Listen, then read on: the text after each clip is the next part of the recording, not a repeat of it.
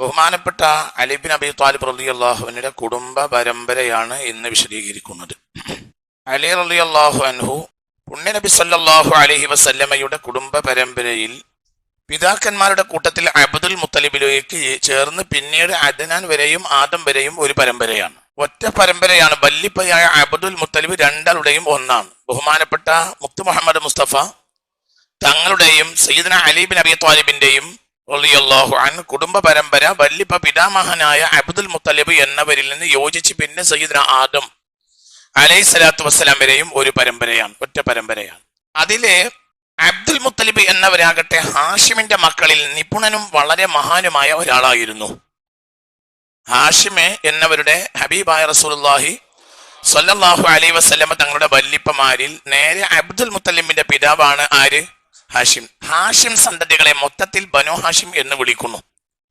ബനു ഹാഷിം എന്ന വിഭാഗത്തിന് സ്വർഗത്തിൽ പോലും പ്രത്യേക പദവിയുണ്ട് എന്നാണ്. ബനു ഹാഷിം അതായത് അബ്ദുൽ മുത്തലിബിന്റെ ബാപ്പയാണ് ആര്? ഹാഷിം. അബ്ദുൽ മുത്തലിബിന്റെ ബാപ്പയാണ് ഹാഷിം. അവരെ മൊത്തത്തിൽ അവരുടെ പിൻഗാമികൾ മൊത്തം ബനു ഹാഷിം എന്ന് വിളിക്കുന്നു. ബനു ഹാഷിം. ഈ ബനു ഹാഷിമിൽ ഇപ്പൊ ഇന്ന് പാണക്കാട് തങ്ങന്മാരടക്കം സയ്യിദന്മാരൊക്കെ എന്താണ്? ബനു ഹാഷിമാണ്. ബനു ഹാഷിമാണ്. ബനു ഹാഷിമിന്റെ കൂട്ടത്തിൽ ബനു മുത്തലിബ് എന്നും പറയാം. മനസ്സിലായില്ല? ബനു ഹാഷിമാണ്. ബനു ആദം നമ്മളെ പറ്റി പറഞ്ഞൂടെ എന്ന് പറയും പോലെ അവരെ അബ്ദുൽ മുത്തലിബിന്റെ ബാപ്പയാണ് ആര്? ഹാഷിം.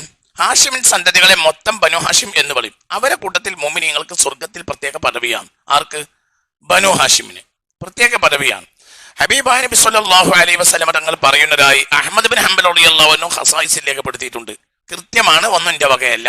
കാണിക്കണ്ടെങ്കിൽ പിന്നെ ഞാൻ കാണിക്കും. അതൊക്കെ എടുത്തു നോക്കുന്നവർക്ക് നോക്കാം. അഹ്മദ് ബിൻ ഹംബലാണ് ഇത് രേഖപ്പെടുത്തുന്നത്.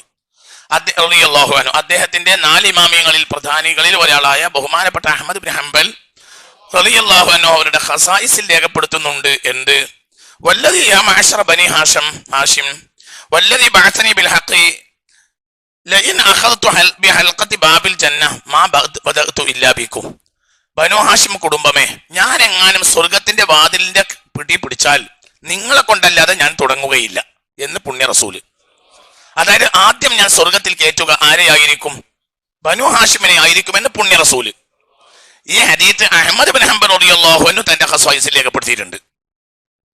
വല്ലദി ബഅസനി ബിൽ ഹഖ്, ഹഖും കൊണ്ട് അല്ലാഹു എന്നെ പറഞ്ഞയച്ച റബ്ബാണ് സത്യം. ലഇൻ അഖദതു ബിഹൽഖതി ബാബിൽ ജന്ന, ഹബീബായ നബി പറയാൻ സല്ലല്ലാഹു അലൈഹി വസല്ലം, വല്ലദി ബഅസനി ബിൽ ഹഖ് ലഇൻ അഖദതു ബിഹൽഖതി ബാബിൽ ജന്ന, സ്വർഗത്തിന്റെ വാതിലിന്റെ പിടിയിൽ ഹൽഖ, അതിന്റെ പിടുത്തത്തിൽ ഞാൻ പിടിച്ചു കഴിഞ്ഞാൽ മാ ബദഅതു ഇല്ലാ ബികും, ഞാൻ നിങ്ങളെ കൊണ്ടല്ലാതെ തുടങ്ങുകയില്ലെന്ന് ഹബീബായ മുഹമ്മദ് മുസ്തഫ. യാ മഅശറ ബനി ഹാഷിം, ബനു ഹാഷിം ഹാഷിം സന്തതികളെ എന്ന് പറഞ്ഞ് മുത്ത് മുഹമ്മദ് മുസ്തഫ സല്ലല്ലാഹു അലൈഹി വസല്ലമ തങ്ങൾ പറയുന്ന ഹദീത്ത് ബഹുമാനപ്പെട്ട അഹ്മദ് ബിൻ ഹംബൽ റളിയല്ലാഹു അൻഹു അവിടുത്തെ ഖസായിസിൽ രേഖപ്പെടുത്തിയിട്ടുണ്ട്. അപ്പൊ ഇതെന്തിനാ അവിടെ പറഞ്ഞതെന്നാൽ ഈ കബീലക്ക് തന്നെ പ്രത്യേകതയുണ്ട്. ഹാഷിം സന്തതികളിൽ പ്രത്യേകമായ പദവിയുണ്ട് സ്വർഗത്തിൽ. ആ സന്തതികളുടെ കൂട്ടത്തിൽ ഹാഷിം കഴിഞ്ഞാൽ പിന്നെ ഏറ്റവും പ്രാമാണികനായി പ്രധാനിയായി വരുന്ന ആളാണ് ആര്? അബ്ദുൽ മുത്തലിബ്. മനസ്സിലായില്ലേ പറഞ്ഞത്? അബ്ദുൽ മുത്തലിബിന് 10 മക്കളാണ്. അബ്ദുൽ മുത്തലിബിന് നേരത്തെ ഉണ്ടായത് ഒരു മകനാണ് ഹാരിസ്. അബ്ദുൽ മുത്തലിബിന് 6 ഭാര്യമാരിലായി അബ്ദുൽ മുത്തലിബിന് 10 മക്കളാണ്. 6 ഭാര്യമാർ എന്നൊക്കെ നിങ്ങൾ പറയുമ്പോൾ ബേജാറാവണ്ട, അതൊന്നും ഇസ്ലാമിക ശരീഅത്ത് വന്നിട്ടില്ലല്ലോ. അബ്ദുൽ മുത്തലിബിന് 6 വന്നിട്ട് നമുക്കും കെട്ടാനൊന്നും വിചാരിക്കണ്ട. മനസ്സിലായില്ലേ? അത് ഇസ്ലാമിക ശരീഅത്ത് പരിമിതമാക്കിയ നിയമമാണ് ഇത്. മനസ്സിലായില്ലേ? ആ നിയമം വരുന്നതിന് മുമ്പാണ് ആര് ജീവിക്കുന്നത്? അബ്ദുൽ മുത്തലിബ് എന്നവര് ജീവിക്കുന്നു. അവരൊന്നും നിസ്സാരക്കാരാണ് എന്ന് നിങ്ങൾ വിചാരിക്കുകയും വേണ്ട. തീർപ്പ് കൽപ്പിക്കുന്ന ആൾ ഞാനല്ല, പക്ഷെ അവരൊന്നും നിസ്സാരക്കാരായ ആളുകളല്ല. ഫത്രത്തിന്റെ കാലഘട്ടത്തിലാണ് അവർ വന്നിട്ടുള്ളത്. ഫത്രത്തിന്റെ കാലഘട്ടത്തിൽ ജീവിച്ച ആളുകളെല്ലാം അവർ നജാത്തിന്റെ അഹ്ലുകാരാണെന്ന് അംഗീകരിക്കണമെന്ന് അനവധി ഇമാമിയങ്ങൾ അഭിപ്രായപ്പെട്ടിട്ടുണ്ട്. അതായത് അവർക്ക് സ്വർഗം ഉണ്ടാവും. മനസ്സിലായോ പറഞ്ഞത്? അതായത് സയ്യിദുനാ ഈസ അലൈഹിസ്സലാത്തു വസ്സലാം ഈസാ തങ്ങള് AD 32 ഉയർത്തപ്പെടുന്നത്. AD 32. AD 570 മുസ്തഫ നബി ജനിച്ചു. AD 610 ഹബീബിന് നബുവത്ത് കിട്ടി. അപ്പൊ AD 32ന്റെയും AD 610ന്റെയും ഇടയിൽ ലോകത്തൊരു നബിയില്ല. നബി ഉണ്ടെങ്കിൽ പോലും ഒരു ജനതക്ക് കാലഘട്ടങ്ങളോളം ഈ വഹീനെ പിടിച്ചു നിർത്താൻ കഴിയില്ല. എങ്കിൽ നബി ഇല്ലാത്തൊരു സമാന്റെ അവസ്ഥ എന്തായിരിക്കും? അപ്പൊ ആ കാലഘട്ടത്തിൽ ജീവിച്ചവർ മൊത്തം നിരപരാധികളാണ്. അവർ പുതിയ ഫിത്ന ആരംഭിക്കുകയും പുതിയ ശിർക്ക് ആരംഭിക്കുകയും ചെയ്താലല്ലാതെ അവരെ പറ്റി ആക്ഷേപം പറയാൻ പാടില്ല എന്നാണ് ഇമാമിങ്ങളുടെ അഭിപ്രായം. എന്തുകൊണ്ട്? റസൂലില്ലാത്ത ജനതയെ നാം ശിക്ഷിക്കുകയില്ല എന്ന് ഖുർആൻ പറഞ്ഞിട്ടുണ്ട്. മനസ്സിലായോ പറഞ്ഞത്? അപ്പൊ ഇവരെയൊക്കെ നിസാരന്മാരായി പരിഗണിക്കേണ്ട. അബ്ദുൽ മുത്തലിബ് എന്നവർക്കാണ് അക്രമന്നാസി, ഹാഷിം സന്തതികളെ കൂട്ടത്തിൽ ഏറ്റവും മഹാനായ ബഹുമാനിയായിരുന്നു ആര്? അബ്ദുൽ മുത്തലിബ് എന്നവര്. ബഹുമാനി എന്ന് പറയാൻ കാരണം അദ്ദേഹം ലൈസബി അഗ്നന്നാസി, വലിയ മൊലാളിയൊന്നുമായിരുന്നില്ല. പക്ഷെ അക്രമന്നാസി, ഭയങ്കര മാന്യനായിരുന്നു. ആര്? അബ്ദുൽ മുത്തലിബ് വലിയ മൊലാളിയൊന്നുമില്ല. അദ്ദേഹത്തെക്കാൾ വലിയ മുതലുള്ള ആളുകൾ അന്ന് മക്കയിലുണ്ട്. പക്ഷെ അദ്ദേഹത്തെ പോലെ മാന്യതയുള്ള ഒരാളില്ല. അള്ളാഹുവിൽ വിശ്വാസമുള്ള ഒരാളും ഇല്ല. അള്ളാഹുവിൽ വിശ്വാസമുള്ള ഒരാൾ അദ്ദേഹത്തെ പോലെ വേറെയില്ല. ആ വിശ്വാസമാണല്ലോ എവിടെ തെളിഞ്ഞു കണ്ടത്? അദ്ദേഹത്തിന്റെ 200 ഒട്ടകങ്ങളെ ആര് കൊണ്ടുപോയി? അബ്രഹത്ത് കൊണ്ടുപോയപ്പോ അബ്രഹത്തിന്റെ തമ്പിലേക്ക്, രാജകീയ തമ്പിലേക്ക് ചെന്ന് ഒട്ടകം വിട്ടു തരണമെന്ന് പറഞ്ഞു. അപ്പോൾ അബ്രഹത്ത് പറഞ്ഞു, ഞാൻ കഅബ നശിപ്പിക്കാൻ വേണ്ടി പോവാണ്. അപ്പോൾ പറഞ്ഞു, അന റബ്ബുൽ ഇബ്ലി വലഹു റബ്ബുൻ വൈരി, ഞാൻ ഒട്ടകത്തിന്റെ റബ്ബാണ്. വലഹ റബ്ബുൻ വൈരി, കഅബ വലഹ റബ്ബുൻ വൈരി, അതിന്റെ റബ്ബ് വേറെയാണ്. എനിക്ക് ഒട്ടകത്തിന് രക്ഷിക്കേണ്ട ഉത്തരവാദിത്തേ ഉള്ളൂ. അതിന്റെ റബ്ബ് വേറെയാണ്. അത് രക്ഷിച്ചെന്നാൽ ഞങ്ങൾ ആരാധിക്കും. എനിക്ക് ഉത്തരവാദിത്തത്തിൽപ്പെട്ട കാര്യമല്ല. അതിന്റെ ആള് വേറെയാണ്. അത് അയാൾ നോക്കിക്കൊള്ളുന്നു. ആര്? അബ്ദുൽ മുത്തലിബ്. അപ്പൊ അതൊക്കെ പറയണമെങ്കിൽ അതിലെ അചഞ്ചലമായ ഒരു വിശ്വാസം ആരിലുണ്ട്? അബ്ദുൽ മുത്തലിബിന് അള്ളാഹുവിനുണ്ട്. മനസ്സിലായോ പറഞ്ഞത്? അദ്ദേഹത്തിന് ഭാര്യമാര് 6 ഭാര്യമാരിലായി 10 മക്കളാണ്. ബനൂ സുആത്ത് ഗോത്രത്തിലാണ് ആദ്യത്തെ മകൻ ഹാരിസ്. മഖ്സൂമിയ ഗോത്രത്തിലാണ് അബ്ദുള്ള, അബൂ ത്വാലിബ്, സുബൈർ. നെമരിയ ഗോത്രത്തിലാണ് അബ്ബാസും ലിറാറും. ഖുസാഇ ഗോത്രത്തിലാണ് അബൂലഹബ്. ഗബ്ഷാനിയ ഗോത്രത്തിലാണ് ദീശാഖ്. സുഹരിയ ഗോത്രത്തിലാണ് ഹംസ, മഖൂം. അങ്ങനെ 10 ആളുകൾ. ഇതിൽ ആദ്യം ബനൂ സുആത്ത് ഗോത്രത്തിൽ ഒരു കുട്ടി ജനിച്ചു. ആ കുട്ടിയാണ് ആര്? ഹാരിസ്. അങ്ങനെ ബഹുമാനപ്പെട്ട അബ്ദുൽ മുത്തലിബ് എന്നവര് ഹിജ്ർ ഇസ്മായിൽ കെട്ടിന്റെ ഉള്ളിൽ കിടന്നുറങ്ങുന്ന നേരത്ത് സ്വപ്നം കണ്ടു. എന്ത്? സംസം കുഴിക്കണം 3 ദിവസം. ത്വയ്ബ കുഴിക്കണം എന്ന് പറഞ്ഞു, ബറ കുഴിക്കണം എന്ന് പറഞ്ഞു. ഓരോ ദിവസം ഇങ്ങനെ വന്നിട്ട് ഓരോ പേര് പറയും. ത്വയ്ബ കുഴിച്ചെടുക്കുന്ന പറയും. അപ്പൊ എന്താന്ന് മനസ്സിലായില്ല. ബറ കുഴിച്ചെടുക്കുന്ന പറഞ്ഞു, അപ്പോഴും മനസ്സിലായില്ല. 3ാമത്തെ ദിവസം വന്നത് സംസം കുഴിച്ചെടുക്കുന്ന പറഞ്ഞു. അപ്പൊ സംസം ഉണ്ടായിരുന്നു എന്ന് അബ്ദുൽ മുത്തലിബ് കേട്ടിട്ടുണ്ട്. പക്ഷേ ജുർഹും ഗോത്രത്തിന്റെ അക്രമം കാരണം പഴയ കാലത്ത് സംസം അടഞ്ഞുപോയിട്ടുണ്ട്. അക്രമം, അരാജകത്വം മക്കയിൽ അധികരിച്ചത് കാരണം അതിന്റെ ജലധാര അടഞ്ഞു പോയി, പറ്റിപ്പോയി. ആ കിണർ എവിടെയാണെന്ന് പോലും അറിയാത്ത കാലഘട്ടത്തിലാണ്. നൂറ്റാണ്ടുകൾ, സഹസ്രാബ്ദങ്ങൾ കഴിഞ്ഞുപോയിട്ടുണ്ട്. അതിന്റെ അവസാന കാലഘട്ടത്തിലാണ് ആര് വരുന്നത്? ആര് ജനിക്കുന്നത്? അബ്ദുൽ മുത്തലിബ് ഒക്കെ വരുന്നത് അന്ന് കഅബയേ ഉള്ളൂ. എന്തില്ല? സംസമില്ല. അങ്ങനെ ഹിജ്ർ ഇസ്മായിൽ കെട്ടിന്റെ അവിടെ ഇങ്ങനെ കിടക്കുന്ന നേരത്താണ് സംസം കുഴിക്കാൻ വേണ്ടി പറഞ്ഞത്. അപ്പോൾ പിന്നെ എന്താന്ന് മനസ്സിലായില്ല. 2ാം ദിവസം അങ്ങനെ കേട്ടു, 3ാം ദിവസം അങ്ങനെ കേട്ടു. 3ാം ദിവസവും ഒരാളിങ്ങനെ ഫാത്താഹു ആത്തിൻ, ഒരാൾ വന്ന ആളിങ്ങനെ വന്ന് പറഞ്ഞു സംസം. 3ാം ദിവസം പറഞ്ഞു സംസം കുഴിക്കാറും. അപ്പോൾ ചോദിച്ചു, എന്താണ്, എവിടെയാണ്? അപ്പോൾ പറഞ്ഞു, എന്റെ കറിയത്തിന്നംലി, ഉറുമ്പിന്റെ ഒരു ദ്വാരമുള്ള ഒരു ഏരിയ ഉണ്ടാവും അവിടെ, ഉറുമ്പിന്റെ അവിടെ തപ്പി നോക്കിയാൽ മതി. അലിഹ ഉറാബുൻ അസമു, ഒരു തവിട്ട് നിറത്തിലുള്ള കാക്ക രാവിലെ ചെന്നാൽ അവിടെ ഉണ്ടാവും. രാവിലെ തന്നെ എണീറ്റു. ജനങ്ങള് വെളിക്കിറങ്ങുന്നതിന് മുമ്പ് മകനെ തന്നെ കൂട്ടി പുറപ്പെട്ടു. മകൻ അന്ന് ഹാരിസാണ്. ഹാരിസിനെ കൂട്ടി 2 കൈക്കോട്ട് കൊടുത്ത് പുറപ്പെട്ടു. എന്തിന്? സംസം കുഴിക്കാൻ. സംസം കുഴിക്കാൻ വേണ്ടി വരുന്നോട് കൂടെ മക്കാര് തടഞ്ഞു. കാരണം എന്താ? അവര് ദേവീദേവന്മാർക്ക് അറക്കണ സ്ഥലമാണ്. അവരെ ഹുബലി എന്ന പ്രധാനപ്പെട്ട ഒരു ദൈവമുണ്ട്. ആ ദൈവത്തിനെ അവിടെയാണ് പ്രതിഷ്ഠിച്ചിട്ടുള്ളത്. അവിടെ കടക്കാൻ ഞങ്ങൾ അമ്മയ്ക്കുലാറും. അപ്പോൾ അബ്ദുൽ മുത്തലിബ് പറഞ്ഞു, എന്റെ ഈ വിഷയം പൂർത്തിയാണവരെ ഞാൻ കിടക്കും. അത് എന്ത് തടഞ്ഞാലും വേണ്ടില്ലാറും. അപ്പോൾ മക്കാർ വലിയ പ്രശ്നമുണ്ടാക്കിയ നേരത്തെ ഇവരെ തടയണമെന്ന് ഉണ്ട്. ആർക്ക്? അബ്ദുൽ മുത്തലിബ്. പക്ഷേ അദ്ദേഹത്തിന്റെ കൂട്ടത്തിൽ ആളില്ല. അപ്പോൾ അദ്ദേഹം നേർച്ചയാക്കി, പടച്ചോനെ, ഇത്തരം നന്മകൾ ഇവിടെ നടപ്പിലാക്കണമെങ്കിൽ എനിക്ക് മക്കൾ വേണം. എനിക്ക് 10 ആൺകുട്ടികളെ തന്നാൽ ഒരു കുട്ടിയെ ഞാൻ എന്റെ മാർഗത്തിൽ ബലിയിറക്കും. ആര്? അബ്ദുൽ മുത്തലിബ്. ബലിയിറക്കാൻ വേണ്ടിയുള്ള 2 ആളുകൾ ചരിത്രത്തിലുണ്ട്. ഒന്ന് സയ്യിദുനാ ഇബ്രാഹിമും ഒന്ന് അബ്ദുൽ മുത്തലിബാണ്. ബലിയിറക്കാൻ വേണ്ടി തീരുമാനിച്ച് 10 കുട്ടികൾ തന്നാൽ അന്ന് ഇല്ല. അന്ന് ആരേ ഉള്ളൂ? ബനൂ സുവാത്ത് ഗോത്രക്കാരിയിൽ ഹാരിസ് എന്ന മകൻ മാത്രമേ ഉള്ളൂ അക്കാലത്താണ് ഇത് ചെയ്യുന്നത്. പിന്നെ എന്ത് ചെയ്തു എന്നറിയോ? സംസം കുഴിക്കണതിനനുസരിച്ച് ചില വിഷയങ്ങൾ ഉണ്ടായി. വെള്ളം പൊട്ടിപ്പുറപ്പെടുന്ന മുമ്പ് തന്നെ നിധി നിക്ഷേപങ്ങൾ പുറത്താക്കി. അതായത് പഴയ കാലത്ത് യുദ്ധങ്ങൾ ഉണ്ടാകുമ്പോൾ അവർ ഇട്ടുമൂടിയ സ്വർണത്തിന്റെ അനവധി ഉരുപ്പടികൾ ഉണ്ടായിരുന്നു. ആ ഉരുപ്പടികളെല്ലാം ഇങ്ങനെ വെളിവായി വന്നു. പിന്നെ സംസം വന്നു. സംസം വന്നപ്പോൾ ആളുകൾക്ക് പ്രശ്നം കഴിഞ്ഞു. എന്തിന്? ആ കുഴിച്ചിന്റെ എന്റെ ആ പ്രശ്നം കഴിഞ്ഞു. പക്ഷേ വെള്ളത്തിന്റെ അധികാരത്തിലും സമ്പത്തിന്റെ അധികാരത്തിലും തർക്കമുണ്ടായി. അപ്പോൾ അബ്ദുൽ മുത്തലിബ് പറഞ്ഞു, എന്ത്? വെള്ളത്തിന്റെ അധികാരം ആർക്കും വിട്ടുതരൂല, വെള്ളത്തിന്റെ അധികാരം എനിക്കായിരിക്കും. അവസാനം അതിൽ തീർപ്പായില്ല. അവസാനം ഷാമിൽ എന്നെ എന്താ ചെയ്യാന്ന് വെച്ചു. മക്കാരായ വലിയ പ്രമാണിമാര്, അത്ര വലിയ മൊലാളിയൊന്നും അല്ല. ആര്? അബ്ദുൽ മുത്തലിബ് വലിയ മൊലാളിയൊന്നും അല്ല, മാന്യനാണ്. അപ്പോൾ ഇവര് തർക്കമുണ്ടായി, സംസമിന്റെ അധികാരം ആർക്കല്ല. അപ്പൊ പിന്നെ അവർ പറഞ്ഞു, ഷാമിൽ ഒരു ജ്യോത്സ്യനുണ്ട്, അയാളോട് പോയി ചോദിക്കാം, അയാൾ തീർപ്പ് പോലെ ആവുക എന്നാണ്. അങ്ങനെ ഷാമിലെ ജ്യോത്സ്യനെ അന്വേഷിച്ചുകൊണ്ട് ഇവർ പുറപ്പെട്ടു. അങ്ങനെ കുറഞ്ഞ വെള്ളം ഉണ്ടായിരുന്നു ഇവരെ കയ്യിൽ. അബ്ദുൽ മുത്തലിബിന്റെ അബ്ദുൽ മനാഫിന്റെ ആ കബീലൊക്കെ അബ്ദുൽ മുത്തലിബിന്റെ കൂടെ കൂടി ഖുറൈശികൾ വലിയൊരു ടീം അങ്ങനെയും നേരെ ഷാമിലേക്ക് പുറപ്പെട്ടു. ഷാമിലേക്ക് പുറപ്പെട്ട വഴി മധ്യേ വെള്ളം കഴിഞ്ഞുപോയി. വെള്ളം കഴിഞ്ഞപ്പോൾ പിന്നെ മരുഭൂമിയിൽ ഒരടി മുന്നോട്ട് വെക്കാൻ വയ്യ. അവസാനം എന്ത് ചെയ്യും? മരിക്കുമെന്ന് ഉറപ്പായി. വെള്ളം കഴിയും, മരുഭൂമിയല്ലേ, വെള്ളം കഴിഞ്ഞാൽ പിന്നെ കഴിഞ്ഞല്ലോ. അവസാനം എന്ത് ചെയ്തു? ഇനി എന്താ ചെയ്യാന്ന് ചോദിച്ചു. അപ്പോൾ പിന്നെ അവർ തീരുമാനിച്ചു മരിക്കന്നെ, മരിക്കും എന്ന കാര്യം ഉറപ്പ്. അപ്പൊ അവരവരുടെ കുഴി മാന്തിയിട്ട് അതിൽ ഇറങ്ങിയിരിക്കാൻ തീരുമാനിച്ചു.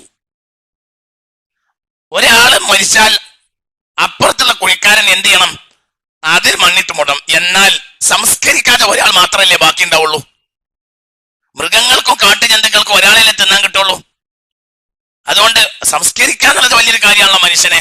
അതുകൊണ്ട് ആരാണോ ആ ഹതഭാഗ്യൻ, അവന്റെ സംസ്കരിക്കണ്ട, അവൻ ഹതഭാഗ്യനാന്ന് വിചാരിച്ചാൽ മതി. നറുക്കിടും പോലെ എല്ലാവരും സ്വയം കുഴി കുഴിച്ച് കുഴിയിൽ ഇറങ്ങിയിരിക്കാൻ തീരുമാനിച്ചു.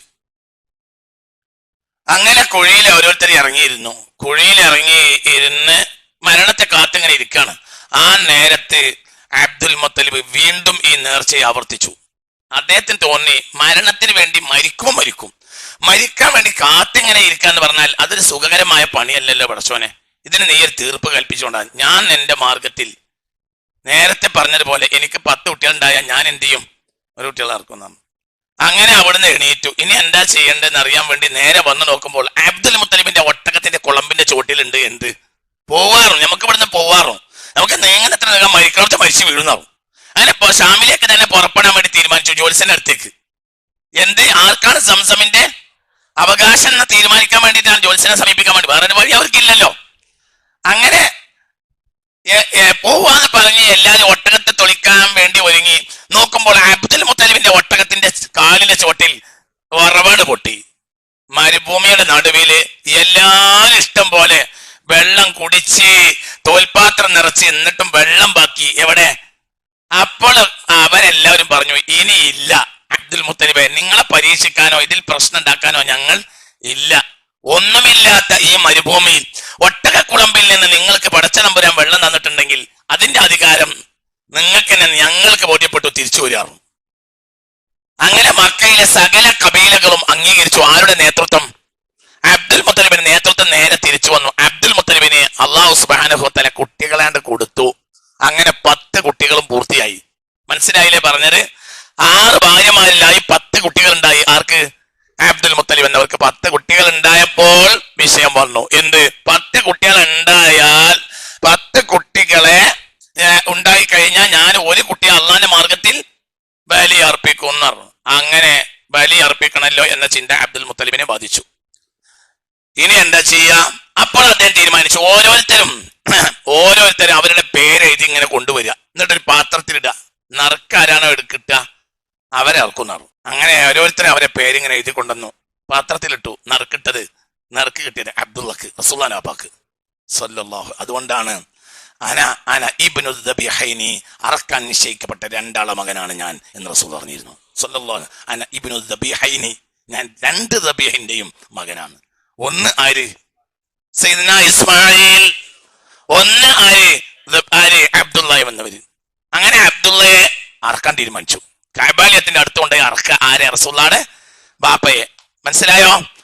അങ്ങനെ അറക്കാനുള്ള ദിവസമൊക്കെ നിശ്ചയിച്ച് അപ്പൊ ഭയങ്കര എല്ലാരും എതിർത്ത്, കാരണം അബ്ദുൽ മുത്തലിബ് എന്നാണ് പറഞ്ഞതുപോലെ ചെയ്യും ഒന്ന്. പിന്നെ രണ്ടാമത്തേതോ അബ്ദുള്ള എന്ന് പറഞ്ഞാൽ വല്ലാത്തൊരു നന്മയുള്ള മനുഷ്യനാണ്. ഒന്ന് സുന്ദരൻ, ഒരു ബഹുമാനി, വല്ലാത്തൊരു നന്മയുള്ള മനുഷ്യനായിരുന്നു ആര്? അബ്ദുള്ള. അബ്ദുള്ളാന്റെ ഉമ്മാക്ക് 3 കുട്ടികളാണുള്ളത്. അബ്ദുള്ളാന്റെ ഉമ്മാക്ക് മഖ്സൂമി ഗോത്രത്തിലാണ് അബ്ദുള്ളാന്റെ ഉമ്മ. അബ്ദുള്ള എന്നവർ അവര് ഉമ്മാക്ക് 3 കുട്ടികളാണ്. ഒന്ന് അബ്ദുള്ള, ഒന്ന് അബൂ ത്വാലിബ്, ഒന്ന് സുബൈർ. ഇത് പഠിക്കണം കേട്ടോ. ഇതിൽ പോയിന്റ് ഇനിയാണ് വരാൻ പോണത്. ഇതൊക്കെ തമ്മിൽ അള്ളാന്റെ നിശ്ചയങ്ങൾ വളരെ ചിന്തിക്കണം. അങ്ങനെ പിന്നെ അബ്ദുൽ മുത്തലിബ് പിൻവാങ്ങിയില്ല. ഞാൻ അറക്കുന്നതാ, നറുക്കിട്ടിയത് ആർക്കാണ്? അബ്ദുള്ളക്കാണ്. അബ്ദുള്ള അറക്കും. അള്ളഹാനോട് ഞാൻ കരാർ കൊടുത്താൽ എനിക്ക് അറക്കാതിരിക്കാൻ പറ്റൂല. ഞാൻ കൈബാലിയത്തിന് അടുത്തോണ്ട് അറക്കും. ആരെ? അബ്ദുള്ള അറക്കും. അള്ളഹാനോട് ഞാൻ കരാർ ചെയ്താൽ എനിക്ക് പിൻവാങ്ങാൻ കഴിയൂല. അങ്ങനെ ജനങ്ങളൊക്കെ വളരെ വിഷമിച്ചു. ഇനി എന്താണ് പരിഹാരം? അപ്പോൾ ആരോ പറഞ്ഞു, ഹിജാസിലെ ഒരു ജിന്ന് സേവയുള്ള ആളുണ്ട്, അയാളടുത്ത് പോയാൽ അയാൾ തീരുമാനം പറയുന്നതാണ്. എന്നായിക്കോട്ടെ തീരുമാനം പറയാറ്. അങ്ങനെ ഹിജാസിലെ ഈ ജിന്ന് സേവയുള്ള ഈ ആളടുത്ത് പോയി. അപ്പോ പിന്നെ അയാളോട് പറഞ്ഞു, എന്തിനാ വന്നു വെച്ചപ്പോ പറഞ്ഞു, ഞാൻ ഇങ്ങനെ കുട്ടികളുണ്ടായി, അതിലൊരു കുട്ടിയെ 10 കുട്ടി ആൺകുട്ടികള്, 10 ആൺകുട്ടികൾ തിരഞ്ഞാൽ ഞാൻ ഒരു കുട്ടിയെ അള്ളാന്റെ മാർഗത്തിൽ ബലിയർപ്പിക്കുമെന്ന് അള്ളഹാനോട് കരാർ കൊടുത്തിട്ടുണ്ട്. 10 കുട്ടികൾ ഇപ്പൊ പൂർത്തിയായിട്ടുണ്ട്. ഞാൻ നറുക്ക് കിട്ടിയത് അബ്ദുള്ളക്കാണ്. അബ്ദുള്ള ആർക്കും നാട്ടിൽ ആർക്കും സമ്മതവുമല്ല. അപ്പൊ തീരുമാനം ഉണ്ടാക്കാൻ വേണ്ടി വന്നതാണ്. അപ്പോൾ പറഞ്ഞ്, നിങ്ങൾ ഇപ്പോൾ എന്റെ അടുത്ത് മജ്‌ലിസിൽ നിന്ന് പോവുക, നിങ്ങൾ പരിസരത്ത് താമസിച്ചോളൂ, നാളെ വീണ്ടും തിരിച്ചു വരും. ഇന്ന് രാത്രി എന്റെ അടുക്കൽ എന്റെ ജിന്ന് വരും, ഞാൻ ജിന്നോട് ചോദിക്കട്ടെ. അങ്ങനെ പിറ്റേന്ന് രാവിലെ അവർ വീണ്ടും ചെന്നു. അപ്പൊ ജിന്ന് സേവക്കാരൻ പറഞ്ഞ്, അബ്ദുള്ളക്ക് പകരമായി നീ എന്ത് കൊടുക്കുന്നു ചോദിച്ചു. അപ്പോൾ പറഞ്ഞു, ഞാൻ 10 ഒട്ടകം കൊടുക്കാറുണ്ട്. അപ്പൊ അയാൾ ജ്യോത്സ്യൻ പറഞ്ഞു, ആയിക്കോട്ടെ, പക്ഷേ നാട്ടിൽ പോയിട്ട് എന്ത് ചെയ്യണമെന്നാല് അബ്ദുള്ളയെയും 10 ഒട്ടകത്തെയും കൂട്ടി നറുക്കിടണം. നറുക്ക് അബ്ദുള്ളക്കാണ് വീണതെങ്കിൽ ഒരു 10 ഒട്ടകം കൂടി കൂട്ടുക, വീണ്ടും നറുക്കിടുക. നറുക്ക് വീണ്ടും അബ്ദുള്ളക്കാണ് കിട്ടുന്നതെങ്കിൽ വീണ്ടും 10 ഒട്ടകത്തെ കൂട്ടുക. അങ്ങനെ ഏത് സമയത്താണ് ഒട്ടകത്തിന് നറുക്ക് വീഴുന്നത് അത്ര വരെ 10 ഒട്ടകത്തെ ചേർത്ത് ഇങ്ങനെ കൂട്ടിക്കൊണ്ടേയിരിക്കണം. എന്നാൽ ഇതിന് പരിഹാരം ഉണ്ടാവും എന്ന് പറഞ്ഞു. അങ്ങനെ അവര് മക്കയിലേക്ക് തിരിച്ചു വന്നു. 10 ഒട്ടകത്തെ ഇനി എഴുതി അബ്ദുള്ള എന്നവരെ എഴുതി നറുക്കിട്ടു. നറുക്ക് വീണത് അബ്ദുള്ളക്ക്. അപ്പോൾ എന്താക്കി? 10 കൂട്ടി 20 ആക്കി. വീണ്ടും നറുക്കിട്ടു. നറുക്ക് വന്നത് അബ്ദുള്ളക്ക്. വീണ്ടും 10 ഒട്ടകത്തെ കൂട്ടി 30 ആക്കി. നറുക്കിട്ടു. നറുക്ക് വീണത് അബ്ദുള്ളക്ക്. വീണ്ടും 10 കൂട്ടി 40 ആക്കി. നറുക്കിട്ടു. നറുക്ക് വീണത് അബ്ദുള്ളക്ക്. വീണ്ടും 10 കൂട്ടി വീണ്ടും നറുക്കിട്ടു. നറുക്ക് വീണത് അബ്ദുള്ളക്ക്. 50 ആയി. വീണ്ടും 10 ഒട്ടകം 60 ആക്കി. നറുക്കിട്ടു. നറുക്കിട്ട അബ്ദുള്ളക്ക്. വീണ്ടും 10 ഒട്ടകം കൂട്ടി 70 ആക്കി. നറുക്ക് വീണത് അബ്ദുള്ളക്ക്. വീണ്ടും 10 കൂട്ടി 80 ആക്കി. നറുക്ക് വീണത് അബ്ദുള്ളക്ക്. വീണ്ടും 10 കൂട്ടി 90 ഒട്ടകാക്കി. 90 ഒട്ടകത്തിന് അർത്ഥ ദാനം ചെയ്യാൻ. അപ്പോഴും നറുക്ക് വീണത് അബ്ദുള്ളക്ക്. വീണ്ടും 10 കൂട്ടി 100 ഒട്ടകം അബ്ദുള്ളക്ക് പകരം നടന്നു. അപ്പോൾ നറുക്ക് ഒട്ടകത്തിന് വീണ്. അപ്പോൾ അബ്ദുൽ മുത്തലിബ് പറഞ്ഞ്, ഇത് 3 തവണ ആവർത്തിച്ചാലേ ഞാൻ സമ്മതിക്കുള്ളൂ. അപ്പോൾ നറുക്കര് വീണ്ടും നറുക്കിട്ട് 100 ഒട്ടകവും അബ്ദുള്ളയും വീണ്ടും നറുക്ക് ഒട്ടകത്തിന് തന്നെ. വീണ്ടും നറുക്കിട്ടു. വീണ്ടും നറുക്ക് ഒട്ടകത്തിന് തന്നെ. മക്ക മുഴുവൻ ഉത്സവമായി. അതായത് 100 ഒട്ടകം അർത്ഥ ദാനം ചെയ്യാണ്. ആർക്ക് പകരം? അബ്ദുള്ളക്കാരൻ. ഇതൊക്കെ ഭയങ്കര കഥ കിടക്കുന്നുണ്ട്, ചിന്തിക്കണം. അങ്ങനെ എന്ത് ചെയ്ത് എല്ലാ പരിസര നാടുകളിൽ നിന്നും ആള് വന്നു. കാരണം 100 ഒട്ടകത്തെ ഒരേ സമയത്ത് അറക്കല്ലേ, ദാനം ചെയ്യല്ലേ. ആര്? ഇതിൽ നിന്ന് ഒരേ കഷ്ണം ഇറച്ചി പോലും ഞാനും എന്റെ മക്കളും ഭക്ഷിക്കില്ല എന്ന് തീരുമാനിച്ചു അബ്ദുൽ മുത്തലിബ്. 100 ഒട്ടകത്തെ അറുത്തിട്ട് ദാനം ചെയ്ത് അബ്ദുള്ളയെ രക്ഷപ്പെടുത്തി. മനസ്സിലായോ പറഞ്ഞത്? ആ അബ്ദുള്ളയെ പിന്നെ ആമിന എന്ന അത് കഴിഞ്ഞപ്പോൾ അബ്ദുള്ള യുവകോമളനായ അബ്ദുള്ള എന്നവരെ കൊണ്ട് ആമിന ബീവിയെ കല്യാണം കഴിപ്പിച്ചു. ആ ഗർഭത്തിലിരിക്കുമ്പോൾ അബ്ദുള്ള എന്നവര് മരണപ്പെട്ടു, പ്രസവിക്കപ്പെട്ടു. ആ കുട്ടിയെ അബ്ദുൽ മുത്തലിബ് ഏറ്റെടുത്തു സ്വാഭാവികമായും. കാരണം ആരാണല്ലോ ഏറ്റെടുക്കേണ്ടത്? വല്യപ്പ ഏറ്റെടുത്തു. വല്യപ്പക്ക് ഒരു പ്രത്യേക താല്പര്യവും, കാരണം പ്രത്യേക താല്പര്യമുണ്ട് ഈ കുട്ടിയിൽ. കാരണം ഈ കുട്ടി എന്ന് പറഞ്ഞത് ആരുടെ മോനാണ്? റബീഹിന്റെ മോനാണ്. അള്ളാഹു പ്രത്യേക അടയാളം ഈ കുടുംബത്തിൽ കാണിച്ചു തന്നിട്ടുണ്ട്. റബീഹിന്റെ മകനാണ് എന്ന നിലക്ക്. പിന്നെ വല്ലാത്തൊരു പ്രത്യേകതയുള്ള ആളുമായിരുന്നു അബ്ദുള്ള. ആ നിലക്കെല്ലാം വല്ലാത്ത ഇഷ്ടം ഈ കുട്ടിയോട്. പക്ഷെ അത് വല്ലാതെ കാലം നീണ്ടു നിന്നില്ല. മുത്തു മുഹമ്മദ് മുസ്തഫ സ്വല്ലല്ലാഹു അലൈഹി വസല്ലമയുടെ 8ാമത്തെ വയസ്സിൽ അബ്ദുൽ മുത്തലിബ് എന്നവർ വഫാത്തായി. അപ്പോൾ സ്വാഭാവികമായും ആ ഉമ്മയും ബാപ്പയും ഷഖീഖായ സ്വാഭാവികമായും അധികാരം ആരിലേക്ക് നീങ്ങി? അബൂ ത്വാലിബിലേക്ക് നീങ്ങി. നിങ്ങൾ ശരിക്കും ഇനി കാര്യങ്ങൾ മനസ്സിലാക്കണം. അലിയും നബിയും സല്ലല്ലാഹു അലൈഹി വസല്ലം, അലിയും റളിയല്ലാഹു അൻഹു മുത്തുനബി സല്ലല്ലാഹു അലൈഹി വസല്ലം തമ്മിൽ യോജിക്കുന്നതിന്റെ ബേസ്മെന്റ് ആണ് ഞാൻ പറയുന്നത്. അതായത് അബ്ദുള്ള നേരത്തെ മരിച്ചു, ഗർഭത്തിൽ ഇരിക്കുമ്പോൾ മരിച്ചു. അപ്പോൾ പിന്നെ അധികാരം കുട്ടിയെ വളർത്തേണ്ട ഉത്തരവാദിത്തം ആരെ ഏറ്റെടുത്തു? അബ്ദുൽ മുത്തലിബ് പിതാമഹനെ ഏറ്റെടുത്തു. അങ്ങനെ പിതാമഹൻ റസൂലുള്ളാഹിയുടെ 8ാമത്തെ വയസ്സിൽ വഫാത്തായി. അപ്പോൾ പിന്നെ അധികാരം ആരെ ഏറ്റെടുത്തു? അബൂ ത്വാലിബ് ഏറ്റെടുത്തു. അബൂ ത്വാലിബ് മരിക്കുന്നത് നബിയുടെ 50ാം വയസ്സിലാണ്. അപ്പോൾ ഏകദേശം 42 കൊല്ലം ഹബീബായ മുഹമ്മദ് മുസ്തഫ അബൂ ത്വാലിബിന്റെ സംരക്ഷണത്തിലാണ്. ശരിക്കും മനസ്സിലാക്കണം ഇനി കാര്യം. അലിയാരുടെ ഉപ്പയുടെ സംരക്ഷണത്തിലാണ് എത്ര കൊല്ലം? 42 കൊല്ലം. അതായത് 8ാമത്തെ വയസ്സിൽ ആര് വഫാത്തായി? അബ്ദുൽ മുത്തലിബ് എന്നവർ വഫാത്തായി. റസൂലുള്ളാഹിയുടെ വലിയ പല്ലിപ്പ 8ാമത്തെ വയസ്സിൽ വഫാത്തായി. പിന്നെ അബൂ ത്വാലിബ് വഫാത്താകുന്നത് റസൂലുള്ളാഹിയുടെ 50ാമത്തെ വയസ്സിലാണ്. അഥവാ നുബുവത്തിന്റെ 10ാം കൊല്ലം. നുബുവത്തിന്റെ 10ാമത്തെ കൊല്ലം എളുപ്പം മനസ്സിലാവുമല്ലോ. നുബുവത്തിന്റെ 10ാമത്തെ കൊല്ലം എന്ന് പറഞ്ഞാൽ റസൂലുള്ളാഹിക്ക് അപ്പൊ എത്ര ഉണ്ടാവും? 50 വയസ്സാവും. അപ്പൊ എത്ര റസൂൽ ജനിച്ചിട്ട് എത്ര, അബ്ദുൽ മുത്തലിബ് മരിച്ചിട്ട് എത്ര കൊല്ലം കഴിഞ്ഞ്? 40. അതുകൊണ്ട് തന്നെ ഈ കുടുംബവുമായി ചുറ്റിപ്പറ്റിയാണ് റസൂലുള്ളാഹിന്റെ ജീവചരിത്രത്തിലെ വലിയൊരു ഭാഗവും. കാരണം ആ കുടുംബത്തിൽ ഈ ആളുടെ സംരക്ഷണത്തിൽ റസൂലുള്ളാഹി എത്ര കാലം ഉണ്ട്? 42 വർഷമുണ്ട്. മനസ്സിലായോ പറഞ്ഞത്? ഇനി മുതലാണ് നമ്മൾ അബൂ ത്വാലിബിനെ അറിയേണ്ടത്. ഇനി അബൂ ത്വാലിബിനെ പറ്റി പഠിക്കുക. അബൂ ത്വാലിബിന് 6 മക്കളാണ്. അബൂ ത്വാലിബിൽ നബി വരാനുള്ള കാരണം മനസ്സിലായില്ലേ? സ്വാഭാവികമായി ബാക്കിയുള്ളതൊക്കെ ഇളപ്പമാരും മൂത്താപ്പമാരൊക്കെ ഉണ്ട്. പക്ഷെ അവരൊക്കെ ആരാണ്? വേറെ ഉമ്മമാർക്കാണ്. അവരൊക്കെ നോക്കാഞ്ഞിട്ടല്ല. ഞാൻ അതൊക്കെ വെച്ച് നോക്കുമ്പോൾ വളരെ ശ്രദ്ധിക്കണം കേട്ടോ. ഇന്നിപ്പോ 2 ഈറ്റിലെ കുട്ടികൾ തമ്മിലുള്ള പ്രശ്നം അവർ തമ്മിൽ ഇല്ല. എത്രത്തോളം എന്ന് പറഞ്ഞാല് അബ്ബാസ് റളിയല്ലാഹു അൻഹു വേറെ ഉമ്മാന്റെ മോനാ. അതായത് റസൂലുള്ളാഹിയുടെ വേറെ ബാപ്പാടെ ഉമ്മാക്ക് ഉണ്ടായതല്ല, വല്യാപ്പാക്ക് വേറെ ഭാര്യയിൽ ഉണ്ടായ മോനാണ് ആര്? അബ്ബാസ് റളിയല്ലാഹു അൻഹു. പക്ഷേ എന്താ ബന്ധം? എന്താ മക്കാരെ കൂട്ടത്തിലായിരിക്കുമ്പോ മദീനക്കാര് വരുന്നുണ്ട്, ഞങ്ങൾ സ്വീകരിച്ചോളാം മദീനയിലേക്ക് വരികയാണെങ്കിൽ. അപ്പോൾ എങ്ങനെ പറഞ്ഞ് എന്റെ ഏട്ടന്റെ മകനെ ഞാൻ വിട്ടുതരാം, എങ്ങനെ സംഭവിച്ചാൽ നിങ്ങളെ ഓരോരുത്തരെയും താലാർക്കും ഞാൻ. ആര് പറഞ്ഞ്? നിങ്ങൾ ഒരാളെ ഞാൻ വെറുതെ വിടൂല. എന്റെ ഏട്ടനെ എന്റെ മോനെ എന്തെങ്കിലും സംഭവിച്ചാൽ ഒന്നിനെ വെറുതെ വിടൂലാറും. ആരാ പറഞ്ഞത്? അബ്ബാസ് റളിയല്ലാഹു അൻഹു. അങ്ങനെ അബ്ബാസ് റളിയല്ലാഹു അൻഹു കരാറ് ചെയ്യാ, ഇല്ല ഒന്നും സംഭവിക്കൂല, ഞങ്ങൾ അവസാനത്തെ ആളും മരിച്ചു തീരാതെ നിങ്ങളെ ഏട്ടന്റെ മകൻ ഒന്നും സംഭവിക്കൂല, എന്നാ ഞാൻ വിട്ടുവന്നു. ഇത് ഭയങ്കര ബന്ധാണ്. ഷഖീഖായ, അതായത് ഉമ്മയും ബാപ്പയും ഒത്ത എളാപ്പ അല്ല ആര്? അബ്ബാസ് റളിയല്ലാഹു അൻഹു. ഉമ്മ വരെയാണ്, വല്യാപ്പ ഒന്നാണ്. മനസ്സിലായി പറഞ്ഞത്? അപ്പോൾ പിന്നെ ബാപ്പയും ഒന്നായ എളാപ്പ അത്രയും വലിയ ആളായിരിക്കുമല്ലോ. അപ്പൊ സ്വാഭാവികമായും അബ്ദുള്ള കഴിഞ്ഞാൽ പിന്നെ ആ ഈറ്റിൽ 3 കുട്ടികളാണുള്ളത്. അബ്ദുള്ള, അബൂ ത്വാലിബ്, സുബൈർ. അബ്ദുള്ള ബാബ നേരത്തെ വഫാത്തായി. വല്യപ്പ മരിച്ചപ്പോ സ്വാഭാവികമായും ആരിലേക്ക് നീങ്ങി? അബൂ ത്വാലിബിലേക്ക് നീങ്ങി. അബൂ ത്വാലിബ് എന്ന ആളാകട്ടെ തീരെ ഒന്നുമില്ലാത്ത ഒരാളാ, സാധുവാ, ഒന്നും കാര്യമായി ഇല്ലാത്ത ഒരാളാ, സാമ്പത്തികം മറ്റുമായിട്ട് ഒന്നും ഇല്ലാത്ത ആളാണ് ആര്? അബൂ ത്വാലിബ്. പക്ഷെ ഭയങ്കര പറഞ്ഞതുപോലെ ഭയങ്കര മാന്യനാ. അതായത് അബ്ദുൽ മുത്തലിബിന് ഉണ്ടായിരുന്ന നിഅമത്ത് ആർക്കില്ല? അബൂ ത്വാലിബിനില്ല. അബൂ ത്വാലിബ് എന്നൊരു സാധു അസാധാരണക്കാരനാ. അതുകൊണ്ടാണല്ലോ അബൂ ത്വാലിബിന്റെ വീട്ടിൽ പട്ടിണി മാറ്റാൻ വേണ്ടി പുണ്യ റസൂൽ സ്വല്ലല്ലാഹു അലൈഹി വസല്ലം മക്കയിലെ ധനാഢ്യന്മാരുടെ ഒട്ടകങ്ങളെ മേച്ചു കൊടുത്തിരുന്നു.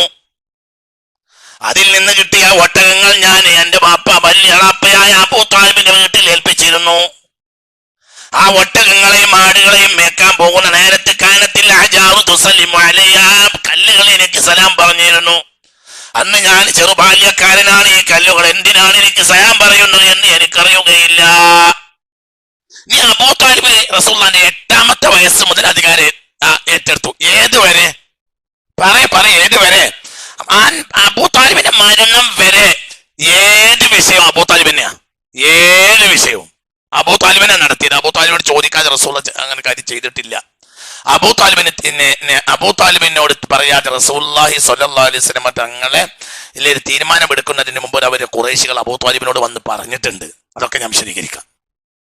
അബൂ ത്വാലിബിന് 6 മക്കളാ. 4 ആൺകുട്ടികളും 2 പെൺകുട്ടികളും. മൂത്ത മകൻ ത്വാലിബന്നെ. ത്വാലിബിലേക്ക് ചേർത്താണ് എന്ത് അംർ എന്നാണ് അടിസ്ഥാന പേരെന്നും അബ്ദുൽ മനാഫ് എന്നാണെന്നും അഭിപ്രായമുണ്ട്. ആരുടെ പേര്? അബൂ താലിബിന്റെ പേര് അംറാണെന്നും അഭിപ്രായമുണ്ട്. അതല്ല അബ്ദു മനാഫ് ആണെന്നും അഭിപ്രായമുണ്ട്. പക്ഷെ ഒരു മകൻ ജനിച്ചു ത്വാലിബ്. അപ്പോൾ പിന്നെ സ്വാഭാവികമായും അറബികൾക്ക് ഒരു സ്വഭാവം, കുട്ടി ജനിച്ചാൽ കുട്ടിയിലേക്ക് പേര് ചേർത്ത് പേരിടും അബൂ താലിബ്. അങ്ങനെ ത്വാലിബ് ജനിച്ചപ്പോ അബൂ താലിബായി. 2ാമത്തെ മകനാണ് അഖീല്. 3ാമത്തെ മകൻ ജഅഫർ. 4ാമത്തെ മകൻ അലി. ഈ കൂട്ടത്തിൽ ചെറിയ കുട്ടിയാണ് ആര്? അലി. പിന്നെ 2 പെൺകുട്ടികളും. അതിൽ ഒന്ന് ഉമ്മുഹാനി, ഒന്ന് ജുമാന. ഇതാണ് അബൂ താലിബിന്റെ മക്കൾ. ഒന്നുകൂടി പറയാം. അബൂ താലിബിന്റെ മക്കൾ 6, 4 ആൺകുട്ടികളും 2 പെൺകുട്ടികളും. ത്വാലിബ്, അഖീല്, ജഅഫർ, അലി, ഉമ്മുഹാനി, ജുമാന. ഇതാണ് ആരുടെ മക്കള്? അബൂ താലിബിന്റെ മക്കൾ. ഇനി നിങ്ങൾ കേട്ടോളൂ. ഈ പിന്നെ 6 മക്കളുടെ കൂട്ടത്തിൽ അവരെ ചരിത്രം സംക്ഷിപ്തമായാണെന്ന് പറഞ്ഞു എന്നിട്ട് വിഷയത്തിലേക്ക് വീണ്ടും തിരിച്ചു വരാം. ത്വാലിബ് കാന യുഹിബ്ബുൻ നബിയ സ്വല്ലല്ലാഹു അലൈഹി വസല്ലം അൻശദ ഫി നബി സ്വല്ലല്ലാഹു അലൈഹി വസല്ലം മദാഇഹ. അല്ലാഹുവിന്റെ റസൂലിന് ഭയങ്കര ഇഷ്ടമായിരുന്നു. ആർക്ക്? ത്വാലിബിന് ഭയങ്കര ഇഷ്ടമായിരുന്നു. ത്വാലിബിന് നമ്മൾ വീണ്ടും തിരിച്ചു വരാം. അബൂ താലിബിലേക്ക് തിരിച്ചു വരാട്ടോ. ത്വാലിബിന് വലിയ ഇഷ്ടമായിരുന്നു. അള്ളാഹുവിന്റെ ഹബീബിന്റെ കാര്യത്തിൽ ഒരുപാട് മദ്ഹ് പാട്ടുകൾ ഉണ്ടാക്കിയിട്ടുണ്ട്. ആര്? ത്വാലിബ്. ത്വാലിബ് കുറച്ചു കാലം ജീവിച്ചിട്ടുണ്ട്. താലിബിന്റെ ചരിത്രം പൂർണ്ണമായി ചരിത്രത്തിൽ ലഭിക്കുന്നില്ല. ഉള്ളിന്റെ ഉള്ളിൽ ത്വാലിബ് വിശ്വാസിയാണെന്നും മനസ്സിലാവുന്നുണ്ട്. ചരിത്രം പൂർണ്ണമായി ലഭ്യമല്ല ത്വാലിബിന്റെ കാര്യം. എന്നാൽ ബദർ യുദ്ധത്തിൽ ലേക്ക് വരുമ്പോൾ അബൂജഹലിന്റെ കൂടെ വരുന്നുണ്ട്. ആര്? ത്വാലിബ്. ആർക്കെതിരെ? റസൂലുള്ളാഹിക്കെതിരെ വരുന്ന സംഘത്തിൽ ആരുണ്ട്? ത്വാലിബുണ്ട്. പക്ഷെ ഖുറൈശികളുടെ കൂട്ടത്തിൽ ചില ആളുകൾ പറഞ്ഞ്